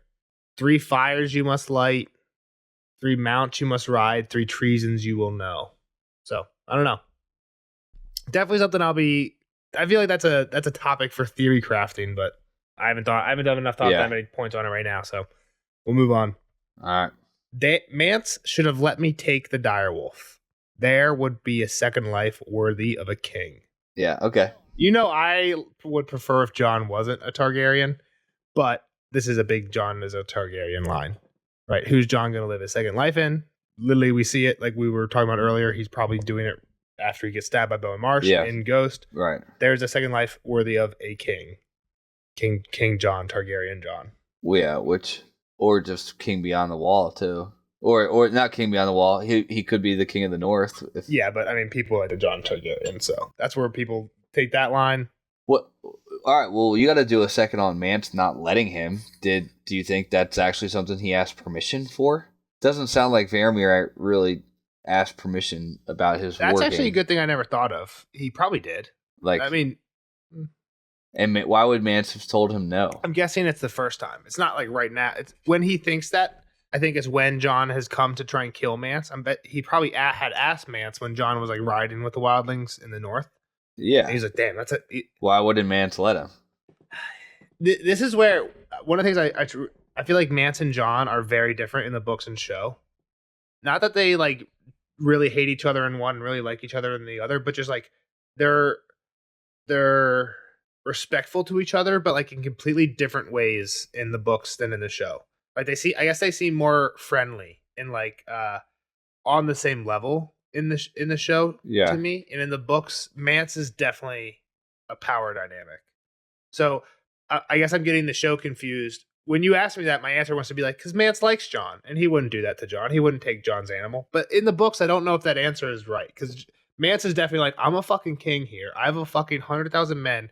You're a boy with a wolf. Yeah. I kind of like you, but I'm in fucking You charge. you better fall in. Yeah. Yeah. So it doesn't. So I don't know if Varamir really wanted it. And again, because it seems like Mance does like his. One of the other things is Mance seems like a really, really, really, really, really good guy in the show. In the books, Mance is a likable character, but he's not a really, really, really good guy, right? Like I'm sure he's done bad things, and like he at least acquaints himself very closely with a bunch of very, very horrible people, right? Like Varamir and Rattleshirt and the Weeper. So he allows. When you first said this line, I thought you were about to hit on a big point that like Mance saved Ghost because he knew Jon would need a second life in Ghost type of thing, but that's not where you headed. I think again, I like the character in both the show and the books, but they're totally different. I think. Yeah, it's weird one that he asked permission to Mance because it doesn't seem like he really cares for it. He went right into Orel's eagle after Orel died. Yeah. We don't know he didn't ask permission for that though. Okay, so why did he say yes when he knew if he would have known that was Orel's second life? And Orel is still in there. Yeah, it's almost more disrespectful. Like Jon's still chilling walking around in his normal body. Orel's got nothing now. Yeah, that's it. So yeah, I don't know. It's a good point. I never thought about that. Again, I think it just points to what I'm saying, that Mance is a different person. And I don't know. Maybe it points to that he's less of a different. He liked Jon. I don't know why he wouldn't let him. I thought you meant. Whatever. We obviously don't know. Yeah. Yeah, I think the dream is weird. He dreamt an old dream of a hovel by the sea, 3 dogs whimpering, a woman's tears. Bump, she whoops her bump, but never for me. It's weird. I guess nothing really else to say. I brought it up in the non-spoiler. So, last thing, and this I did mention in the non-spoiler too. I'm going to read the whole quote here. Varamir was inside the owl, inside the hare, inside the trees. Deep below the frozen ground, earthworms burrowed blindly in the dark, and he was in them as well. I am the wood, and everything that is in it, he thought, exulting. 100 ravens took air, cawing as they felt him pass. A great elk trumpeted, unsettling the children clinging to his back. To me, I don't know. Maybe I'm reading too much into it. The ravens part, because it's everything. He's in it. He's in it. 100 ravens took air, cawing as they felt him pass. So again, the felt him pass, I could see it as like he passed in them as he's passing in everything else. But to me, this is Blood Raven, and he's somehow not able to touch that. Okay, Blood Raven or Bran, or you know what I'm saying. You know what I'm saying? There's another ward that is. But do you think that's Blood Raven controlling Cold Hands elk too? No, right? Like, well, just those 100, but like everything. So I took it as he's not in a them taste either, of the children of the elk. I thought it was a taste of what Blood Raven actually is feeling as the old god, how he is everything. Oh, okay. That's how I took it. Now, why is Varamir getting a taste of that power as he finds One Eye? Well, he did. The first place he went was into the Weirwood, and then from there, he says he starts feeling all this other stuff. So maybe the Weirwood is like, right. You're in. They call it the Weirwood net, right? The idea is that it's not Blood Raven; Right. it's a hive mind, right? It's like it's all just one. Like, once you're in, it's not him or her. It's us, basically. It's nature. all of us. Nature is the Yeah. So yeah. So I do think it's kind of giving you the answer to who the old gods are, and it's Blood Raven being connected to the Weirwood net. yeah, okay, I get that. That's what I think that point is. That makes sense. I guess for some reason I was trying to say that these ravens were somehow being ward separate, and he was unable to touch them. But I think I am probably reading a little bit too much into that. So cool. I think last thing. I think you're right. I think we do see these wolves again. It's got to be with Bran. No one else would have the chance to see these guys, right? So, but I'm pretty sure we do see a one-eyed wolf with like with two other wolves, or male and a closing female or something in. like that. You know what? I think Bran fucks them up. I think some are 1v3s these cats. Now that I'm remembering. Wow, that's pretty dope. Yeah, we'll probably see it in this coming out Bran chapter. So, and they're not white wolves; they're actual alive wolves. they got away from this other attack, this white Yeah, I attack. think they somehow got away. Cool, awesome, love it. Yeah, so we'll see if I'm right about that. We'll see you guys in that one. Dang, maybe I should reread Dance. Like, Maybe you should write some notes. I should know what's coming next. It's like, How do you not know that already? yeah, I mean, apparently I did if I pulled it there, but I should have had it written down already. Yeah, it could be fake though. Yeah, we'll see you guys in the next one for Tyrion 1. Baby, let's go. See you guys in that one. Bye-bye. Bye.